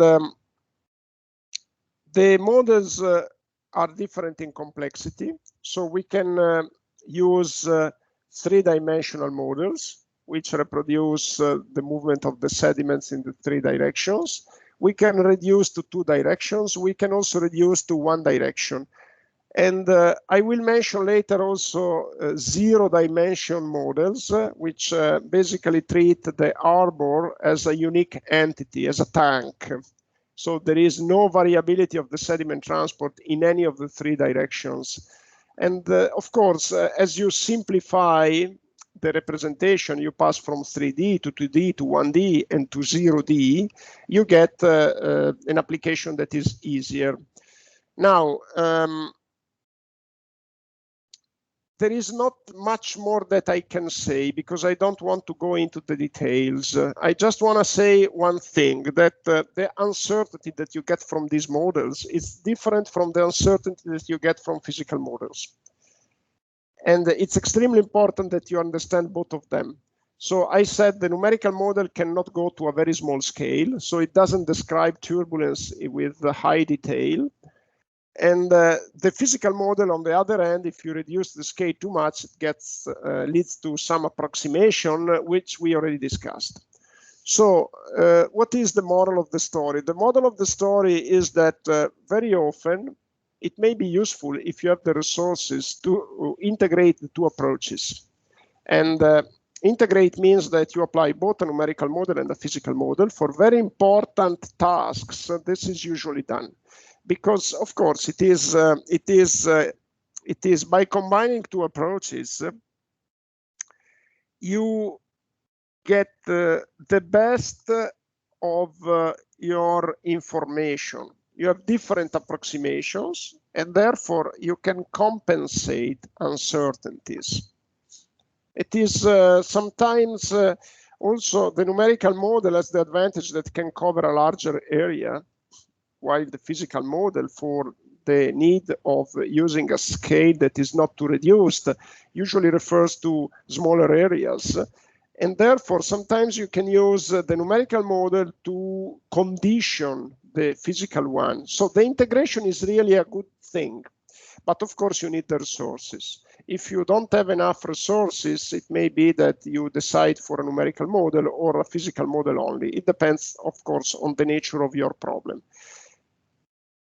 I mean, you don't need to get a detailed knowledge of everything, but it is important that you know the theory behind the models, and it's important that you know the uncertainties, the approximations. And then when you are informed on the alternatives, their limitations, their advantages, then you can make a proper choice. The most important thing is that you have the basis, and then if you need the details, you can go into the details and study them.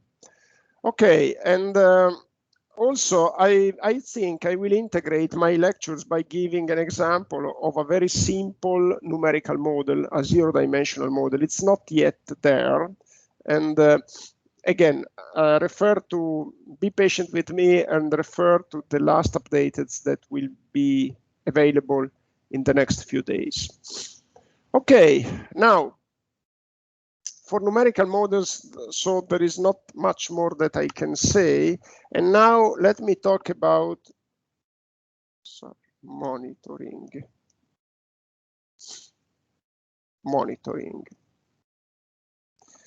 Now, let's suppose that you have the information provided by models available, and then what other kind of information you need. It's important that you get the required information to run the model and to check the model and to check your plan through monitoring. Monitoring, by the way, could also replace modeling, because if you have long-term observations of siltation and long-term reports of previous dredging operations, you could rely on the data to get your knowledge of the siltation process. If you are working in a port that has a long history, 100 years of monitoring and dredging, you can just rely on what has been observed in the past and make the necessary changes. For instance, if the traffic is changed, is increased, then you adjust your considerations that are based on the previous monitoring in view of the new setting. If you got a climate change that changed the sediment transport, then again, you use the observation to gain the necessary knowledge, and then you update the knowledge, you conform the knowledge to the new setting. In any case, monitoring is essential, and it's something that really you need. If it's not set up, you need to plan. And what do you need to plan? So first of all, what should we monitor? Let me change the color. Bathymetry. I don't remember, yeah, the spelling. Bathymetry. Of course, for obvious reasons. And bathymetry before and after. Before and after what? Before and after dredging. Because, you know, you start dredging at a certain time, you have to measure the effectiveness of dredging. So bathymetry is extremely important. And then another thing to monitor, contaminant concentration. Extremely important for planning the treatment and disposal of the mud, okay? Suspended,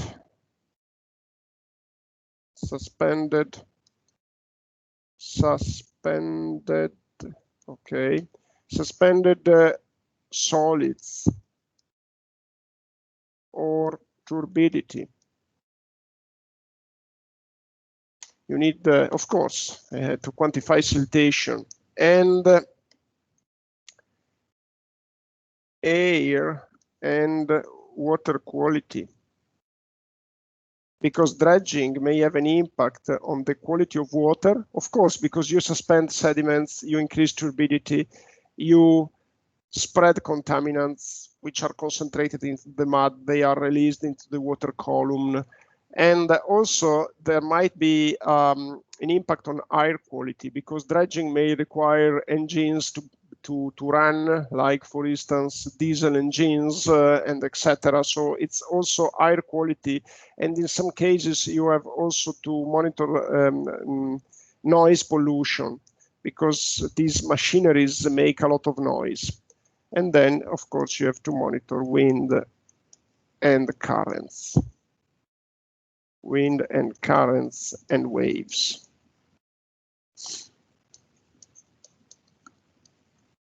Okay. It's, you know, monitoring is also very important in order to judge the performance of the dredging. And sometimes you have to pay your contractor in depending on the volume that is extracted. So, I mean, measuring the volume is extremely important. And now, after monitoring and after modeling, you have to go to planning, okay? So planning.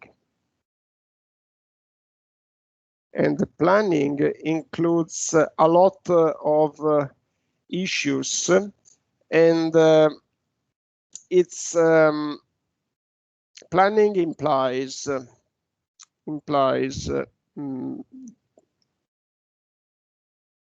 periodicity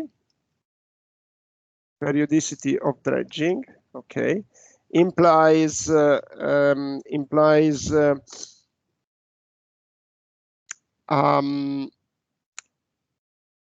environmental impact assessment,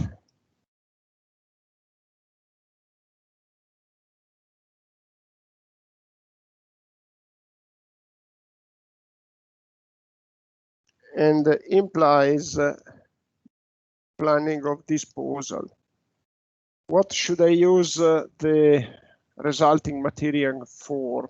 Okay, and I think it is interesting that we look at a sketch that it's on my web pages. I bring it on the screen.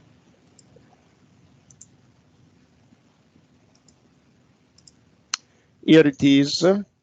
This is a sketch of the operations that are implied during the dredging. So there is a dredger, and the dredger may bring everything to a sludge basin.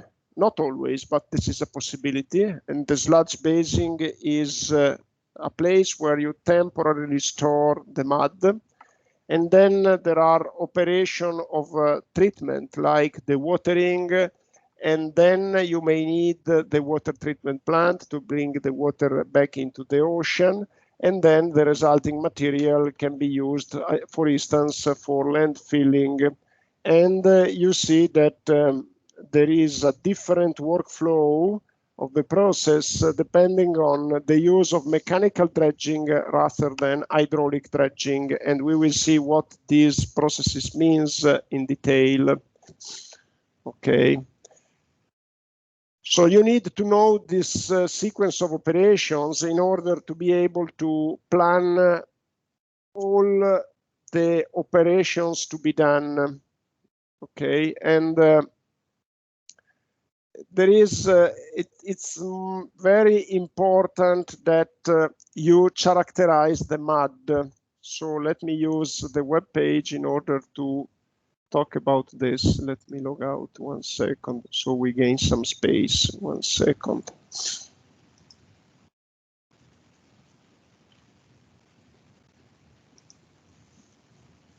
Here we are.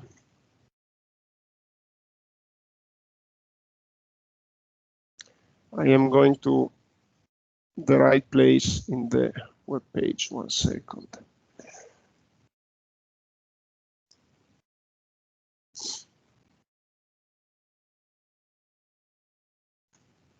Okay.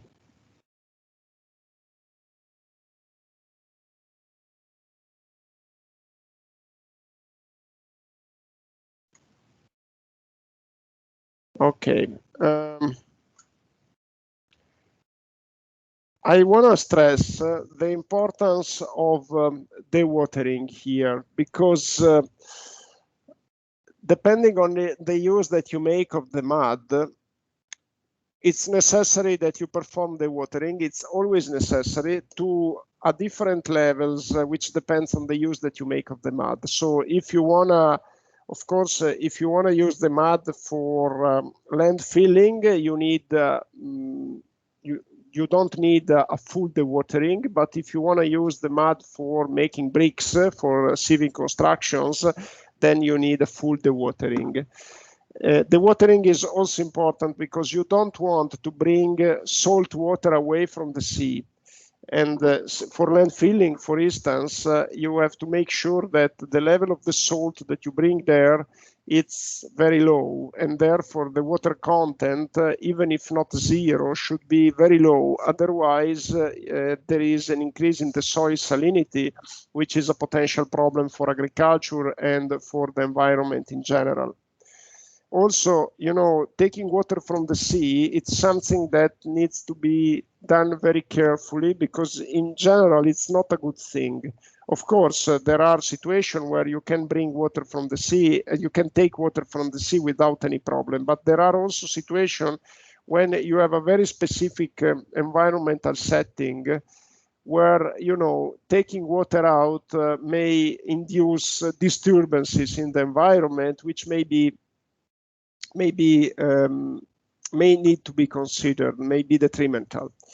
So the watering, as I said, it's extremely important, and also keep in mind that another thing that I want to say, in some cases, you can release the mud back into the sea.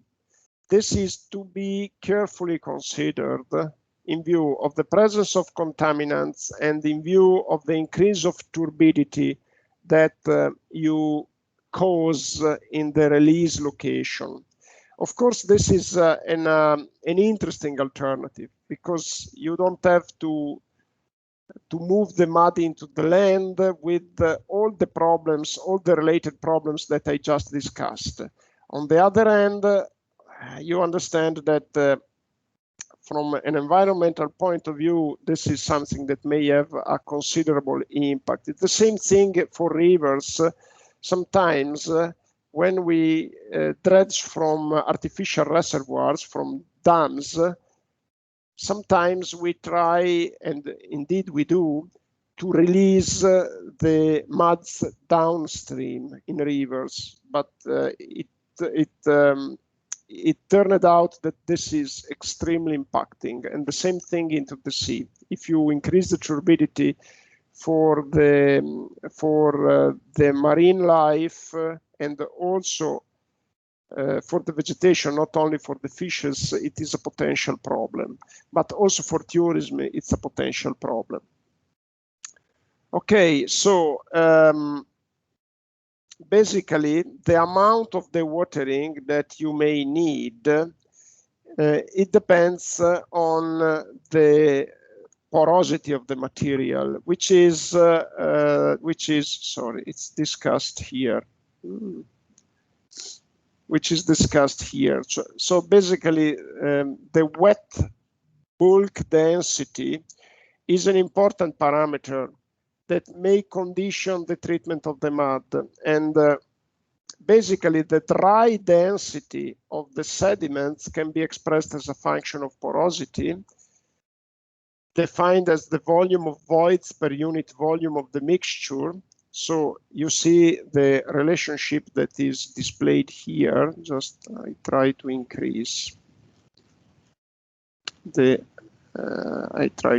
here the size. Here there is a missing right parenthesis. I will fix it. So you have the volume of void divided by the total volume that gives the porosity, and so basically, porosity is related to the dry density of the mixture through the relationship that you can see here.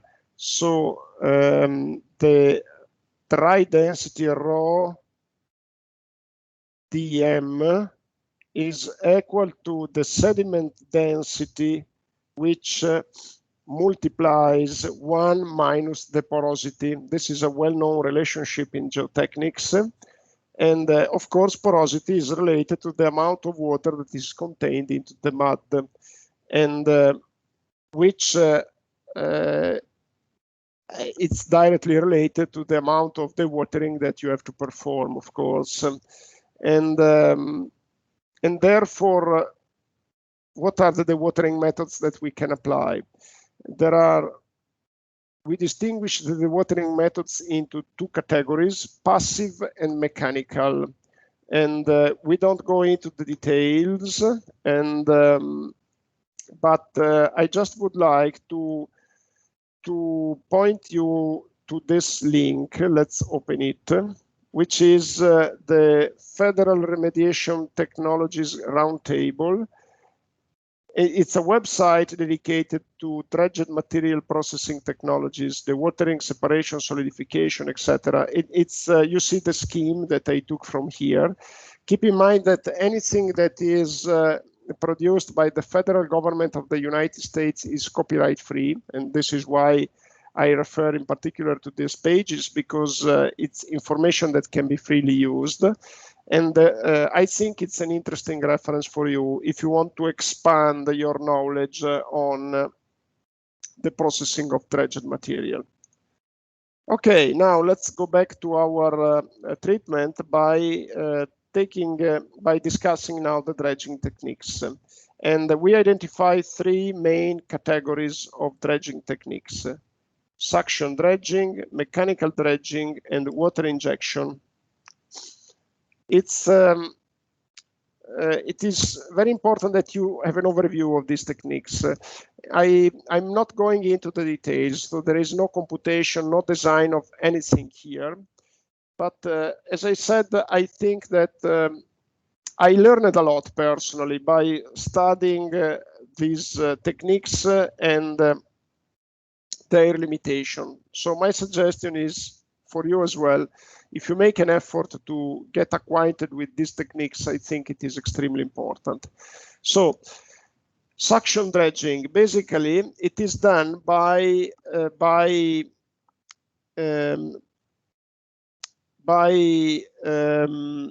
using a simple suction in order to mobilize the sediments and to remove them.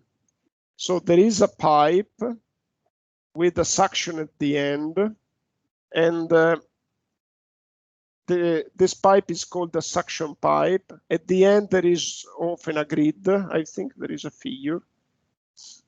Or let me see. Yeah, here you see the picture.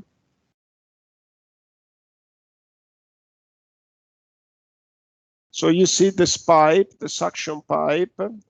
At the end, there is a grid that basically protects large objects to get into the pipe. And of course, large objects could obstruct the pipe.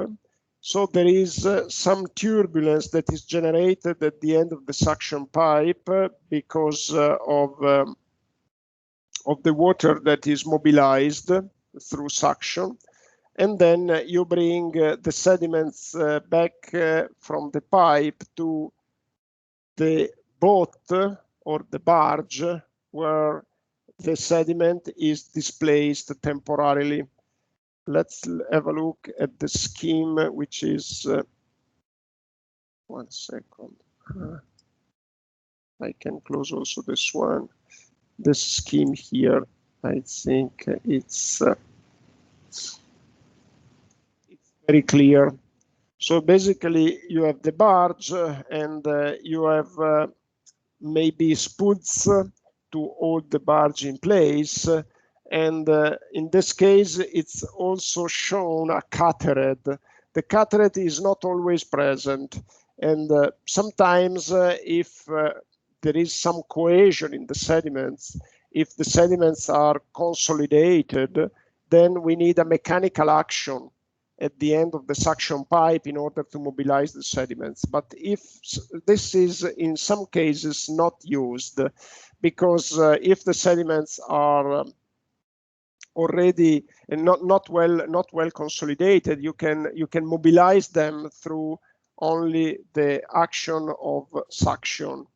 And then you have the discharge line on the other side of the barge. The discharge line may release the mobilized sediments back into the ocean, if this is possible, or they may be transported through the discharge line over the land, for instance, in a disposal basin where they can wait to be treated. Now, suction dredging is particularly used when the sediments are soft, let's say, are not very consolidated. When instead the layer of the sediment is tough and needs to be there is needs to be mobilized with something more powerful, then we recur to mechanical dredging. Mechanical dredging makes use of mechanical tools that usually are heavier than a cutter head. And these mechanical tools also allow to lift the sediments. So the sediments are not lifted through suction of water, but they are mechanically lifted. And the mechanical tools may be like digging buckets, such as a clamshell suspended from a cable that comes from a crane, can be an excavator, can be other kind of mechanical facilities. Like in this case, you see on this figure that they use a clamshell that may have a closed and a open position, of course, which is maneuvered by a crane, and then the sediments can be conveyed on the land, released in the ocean, or conveyed into the land by transporting them with the barge, or there might be, once they are mobilized, a transportation through a pipe, through suction. And there are also some fixed machineries that can be used. In some cases, these machineries are fixed on the coast, and then there is a long excavator that goes into the sea in order to remove the sediment in the vicinity of the coast itself. And you see this figure here.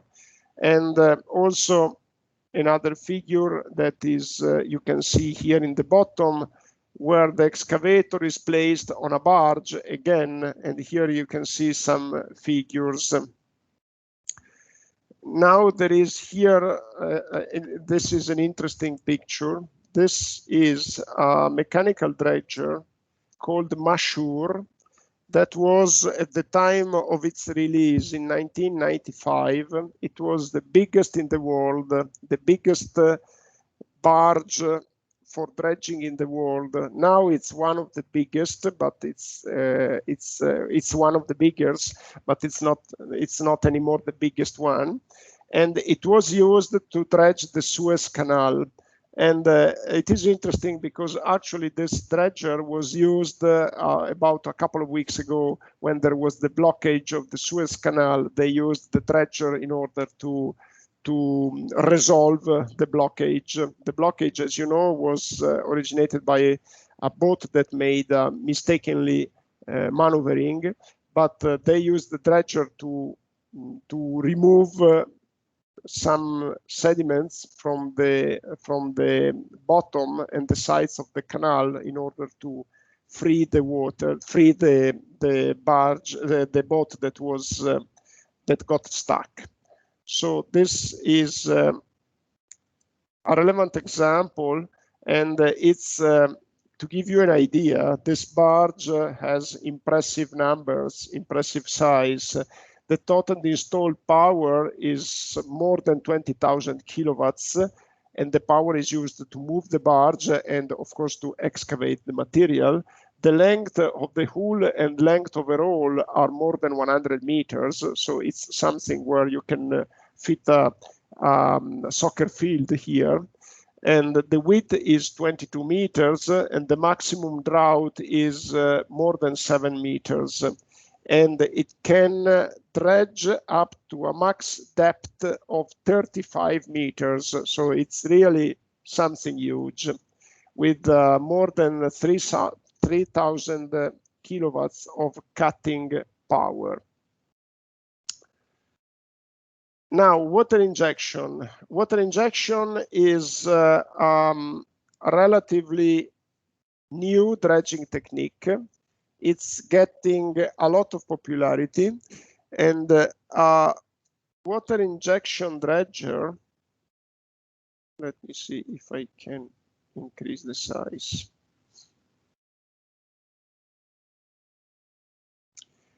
A water injection dredger uses a small jet to inject water under low pressure to prevent turbidity. So we don't want to mobilize a lot of turbidity. And into the soil layer, the aim is to fluidize the soil layer and originate a turbidity current. And so these jet nodules are mounted on a horizontal tube, which may be up to 15 meters long. And then the mobilized sediments flow downslope. So it is conceived as techniques for using gravity to mobilize the sediments with low turbidity. So there is no extraction of the sediments in principle, but there is mobilization with low turbidity and the displacement of the sediment downslope. And this also may use not only gravity to transport the sediments, but also the difference in turbidity and the currents, the local currents.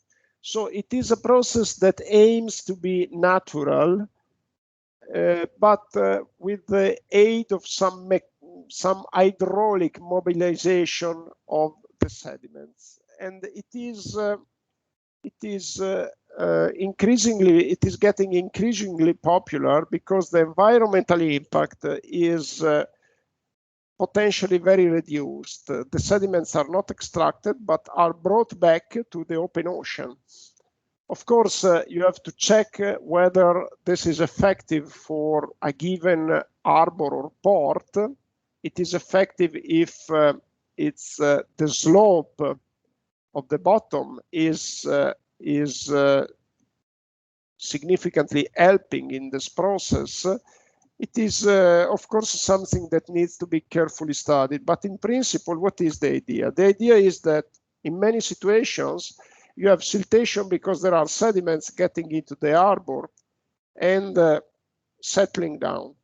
So the idea is to bring them back in the open ocean, and which by using natural dragging forces, which is, I mean, something that is indeed a good idea. And what is important, by the way, is that the turbidity is kept low.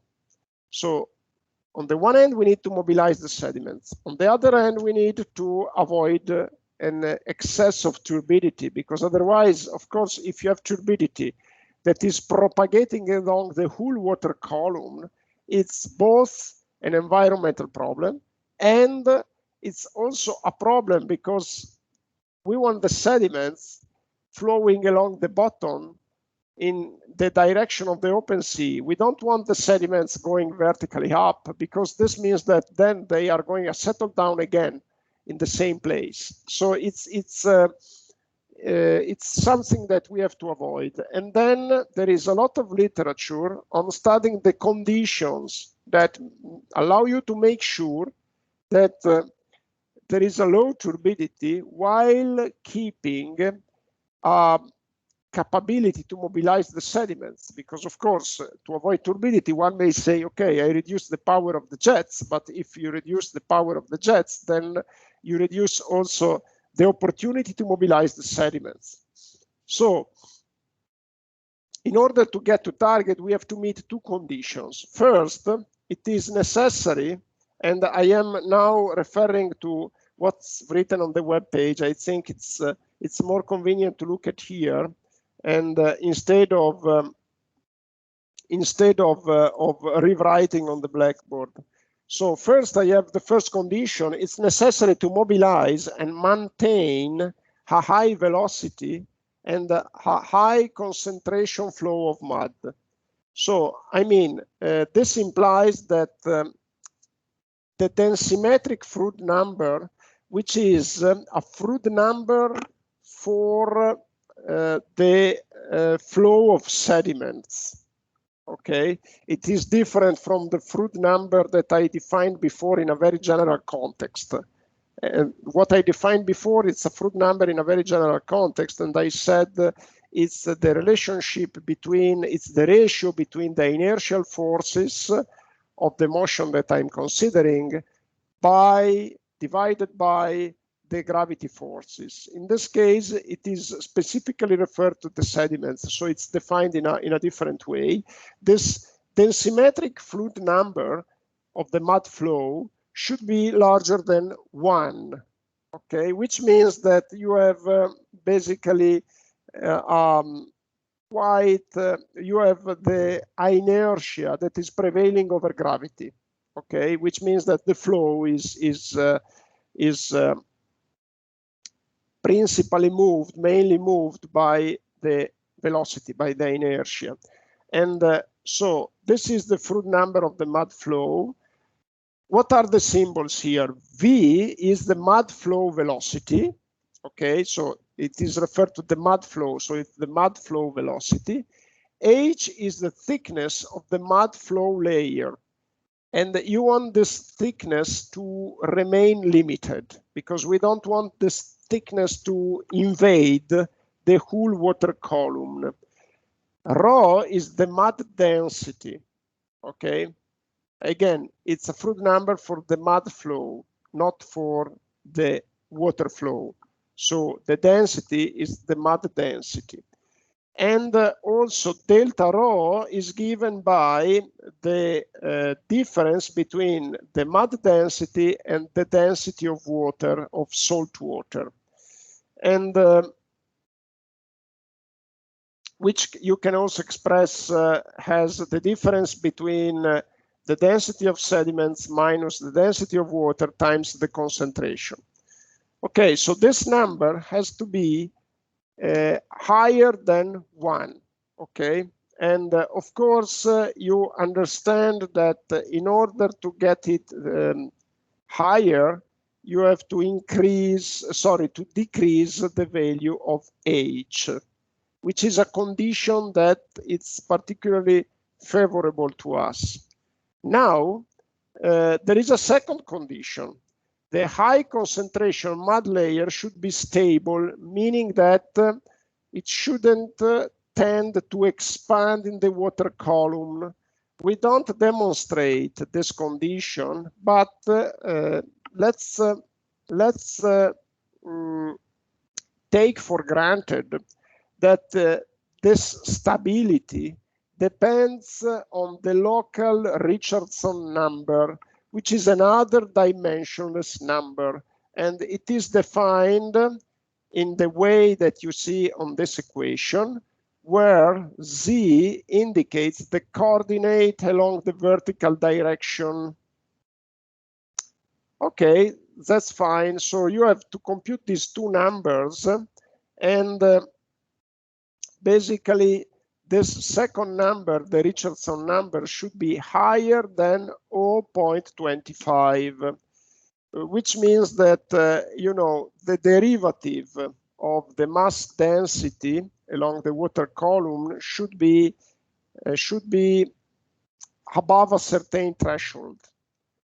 Because otherwise, if you have the density in the water column, which doesn't change much, it means that you have the mud flow that is propagating along the whole column.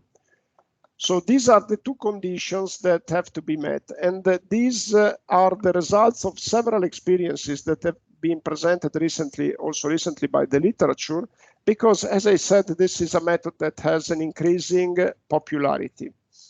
Water injection. Okay, and let's say that where I can apply these techniques, this techniques is particularly it's particularly fine for unconsolidated soils, unconsolidated sediments. It's not very efficient for plastic clays and consolidated material in general. For consolidated material, you need to use mechanical dredging. And okay, this is basically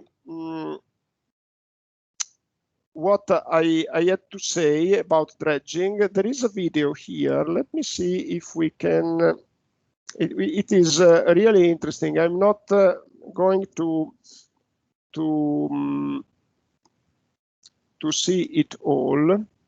And this is a video that is made available by a commercial company, but I think that it's really interesting.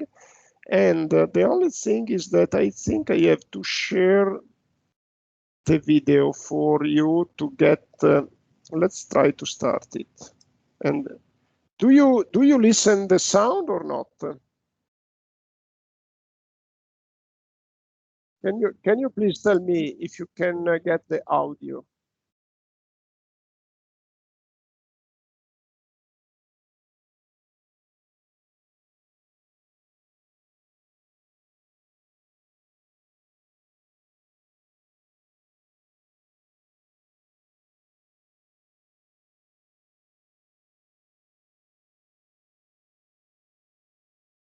As I said, I'm not going to see it all, but let's forward.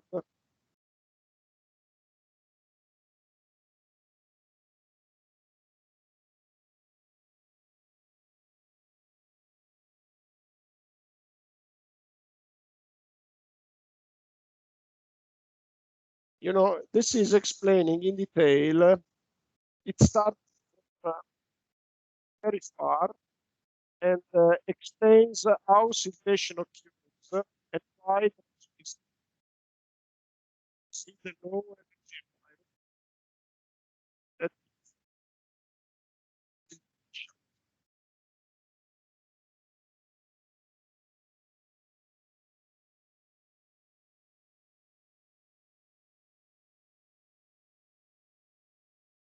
you see the importance of understanding hydrodynamics.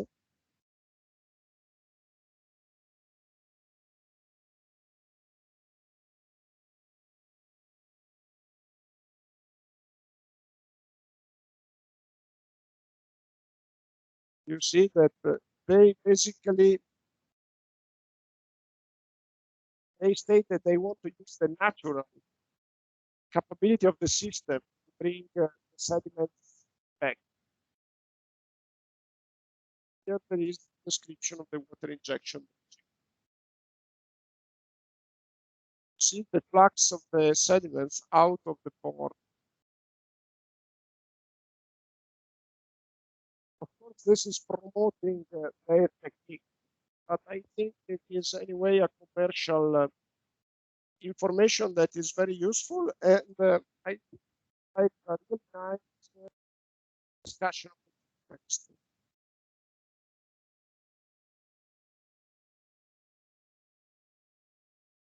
You see what they do. The jets. See,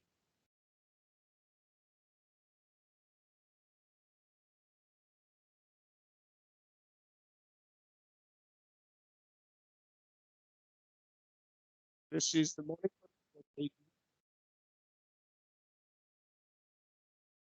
See that layer. It's very thin.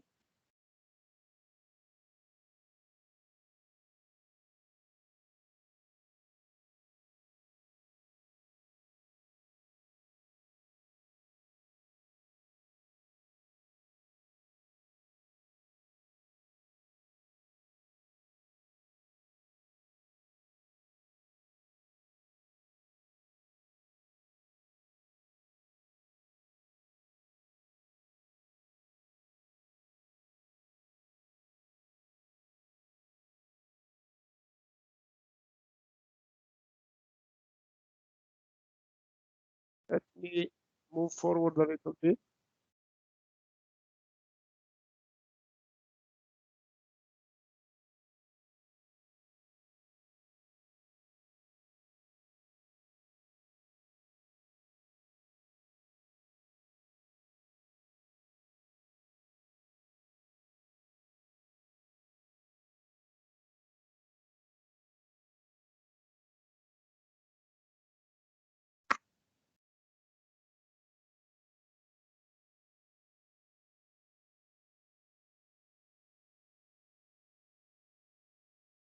Okay, I think this is fine.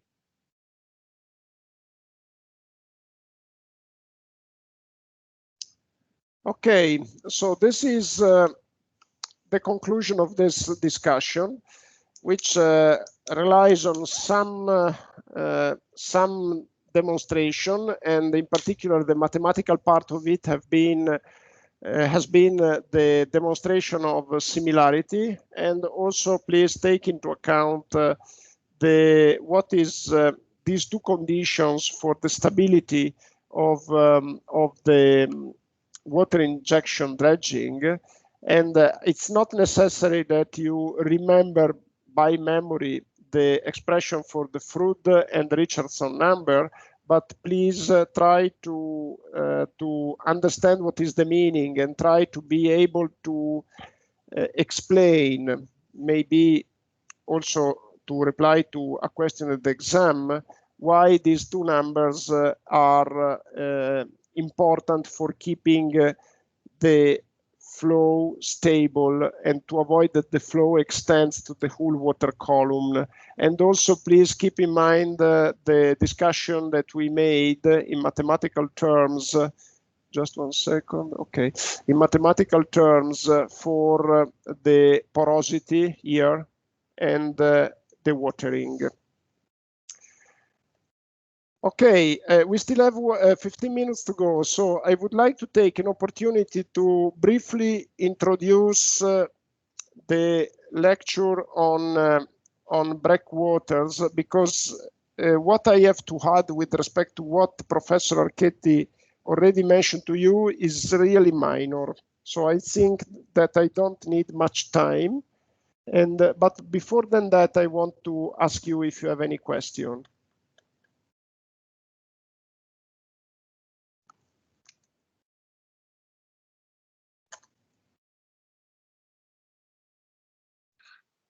Professor, I do have a question. Yes, please. It's not related to the argument treated today, but on the presentation that I would like to bring to you next week. Yes. Does it have? It should be a limit. I don't know, 20 slides, 10 slides, or are we completely free? Just some details on that. Okay, so I think first of all, next week we will have another presentation, correct, Martina? I'm not sure if Martina, yeah, okay. This is not a problem, but I just want to give you an overview of how it works, which may be useful also for the others. And first, keep into account that next week we have about half an hour to dedicate to the survey. So you will start after that, maybe less than half an hour. But and then as far as I know, we have two presentations. So as I said, you can freely choose the topic, but I would like to ask you to keep the presentation time limited to 8, max, really max 10 minutes, which means that the number of slides, usually I give the advice that the number of slides is equal to the number of minutes of the presentation. This is okay. The video, no audio. Sorry for that. Anyway, I don't think it was a big. I'm sorry, Giada. I just saw now that your message in the chat. So because I didn't share the audio, sorry for that. But in any case, I think you can look at the video. It's 6 minutes by yourself. I highly suggest you to watch back. Go back to the previous topic. 10 minutes, 10 slides, including the title. This is my suggestion. Of course, if you speak very fast, you could also use more slides, but I don't think it's a good idea to leave a slide on the screen for less than, say, 40, 50 seconds. If you keep a slide on the screen for 30 seconds, it needs to be a very simple slide. Like if you show a picture, like I did during my lecture, then you can afford to leave the picture on the screen for 20, 30 seconds. But if you write as few as 3 sentences, you cannot ask your audience to read 3 sentences in 30 seconds. So my suggestion is, given my experience with students, you usually put a lot of content into the slide, leave it on the screen for 1 minute. But of course, it's up to you, your design capabilities. If you believe that a slide may stay for 20 seconds because it's very simple to understand, you can plan for that. The important thing is that when you prepare a presentation, in this case, it's if you want something that is close to informal. But when you prepare a presentation, you should make a careful plan of the duration, and then you should try it. And this is also my suggestion, given for this case, given that it takes only 10 minutes to try it, try to try it, and at least 3-4 times. Because if you try, you realize how long it takes. And so this is my suggestion. For the topic, the only suggestion that I may give is try to expose something that is also technical, not just descriptive, because we are engineers. We want to get some technical information. So try to make an effort in that sense. Of course, if a slide is technical, then it means that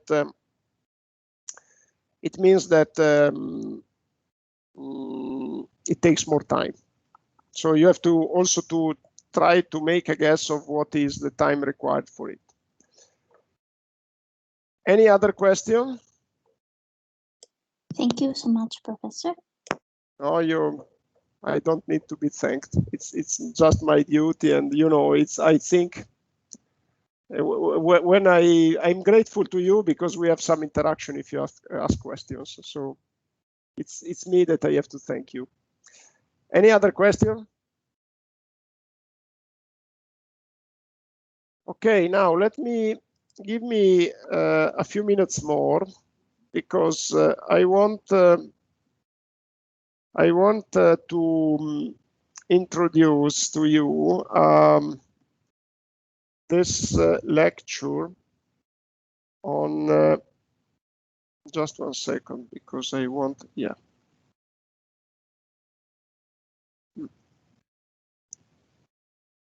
Yes, okay. Let me just show to you this lecture, because there is something on breakwaters that I believe it's particularly referred to harbors and ports, and I just would like to discuss it with you. So let me screen one. I share this screen, and 1 second, because actually I wanted to share the web page of the course. So the last but one link is design of breakwaters. And if you open it, there is a long introduction which we may drop. Why it's not opening? Just 1 second.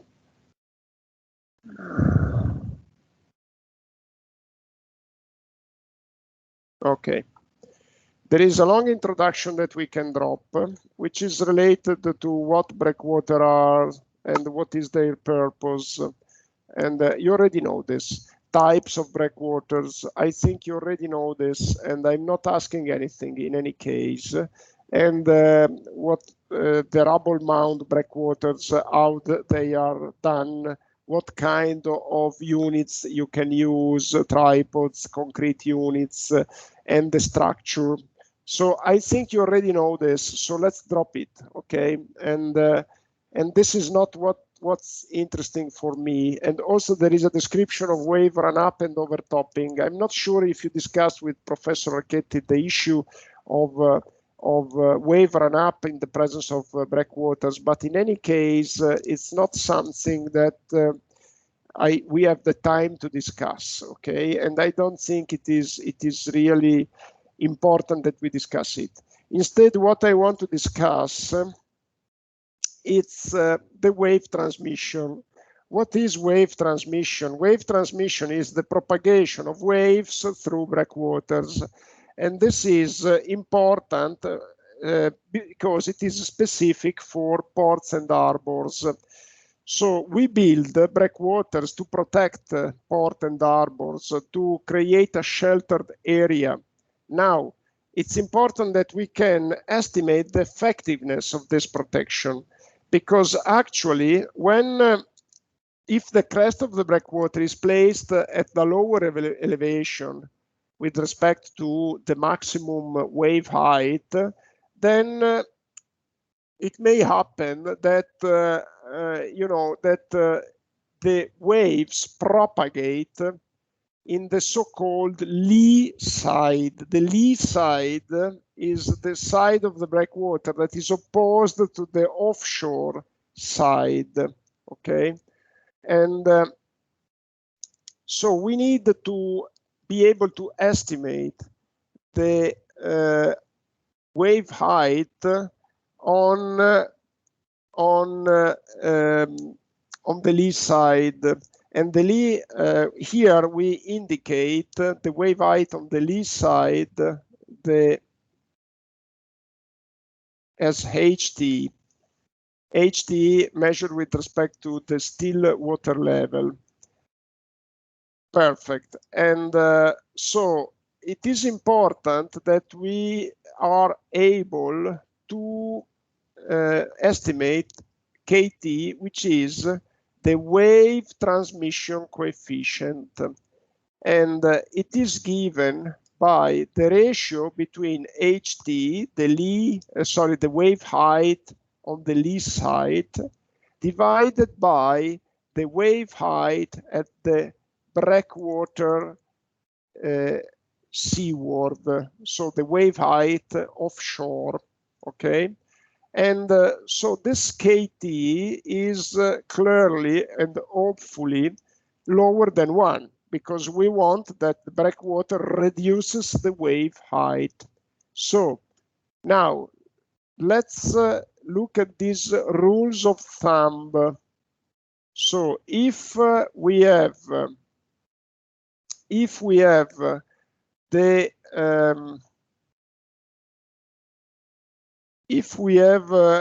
minor waves generated on the lee side, and this is given by the ratio between ZC. What is ZC? It's the wave, it's the elevation of the crest of the breakwater with respect to the still water level.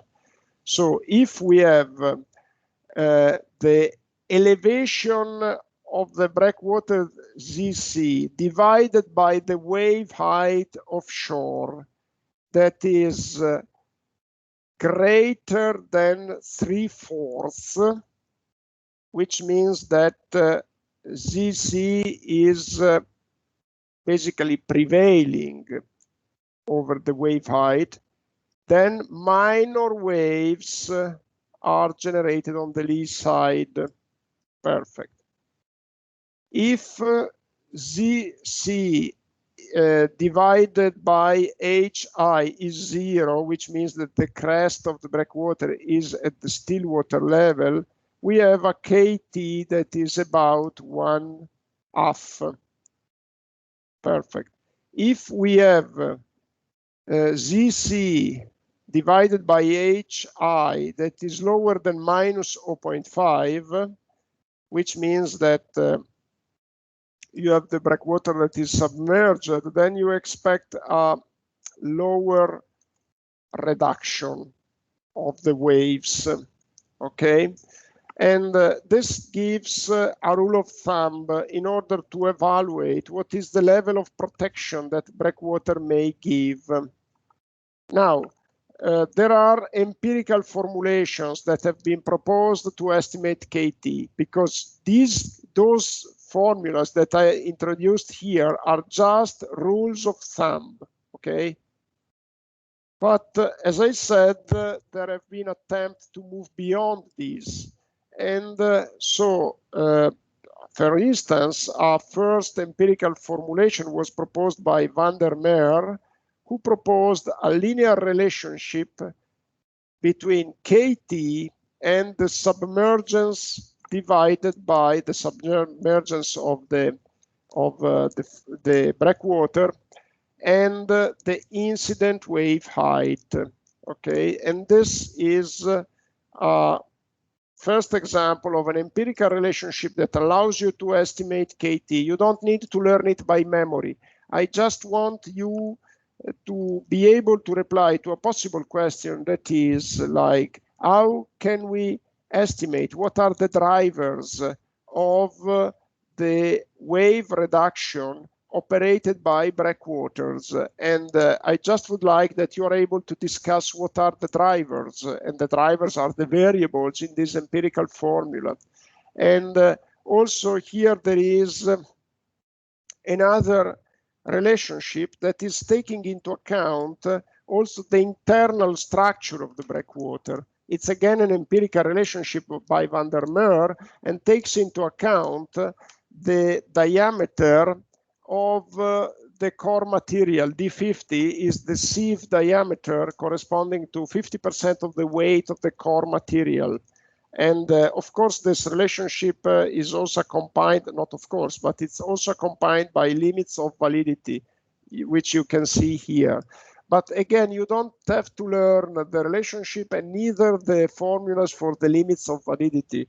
But I just would like you to memorize to get that also the internal structure of the breakwater is important. And finally, I would like that you learn something about the water setup. What is the water setup? You know, breakwaters create a barrier between two waterfronts.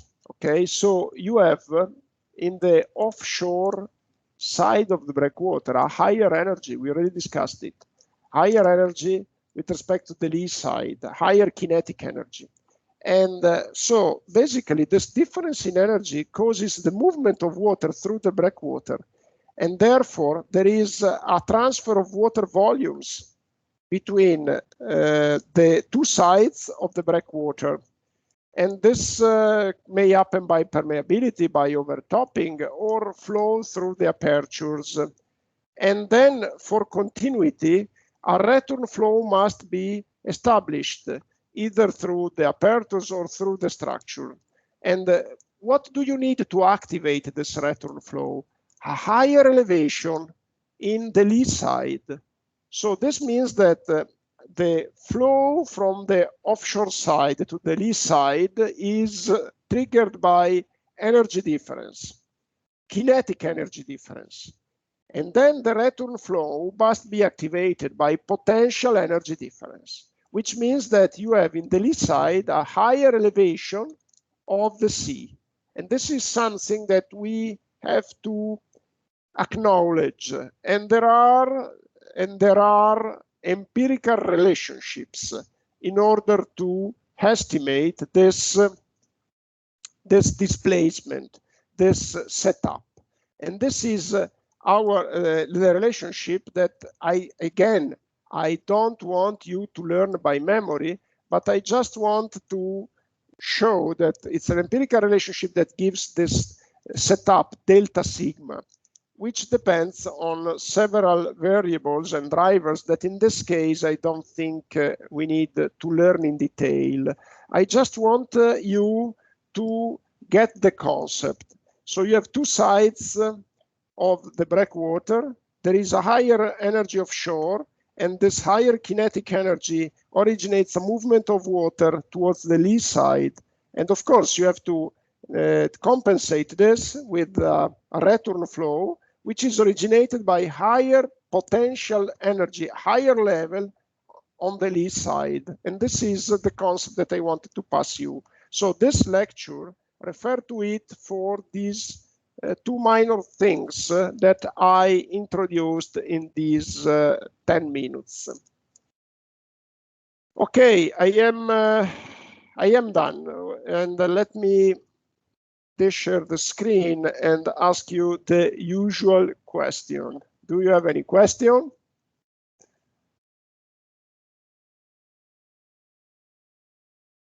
I think I can stop my registration.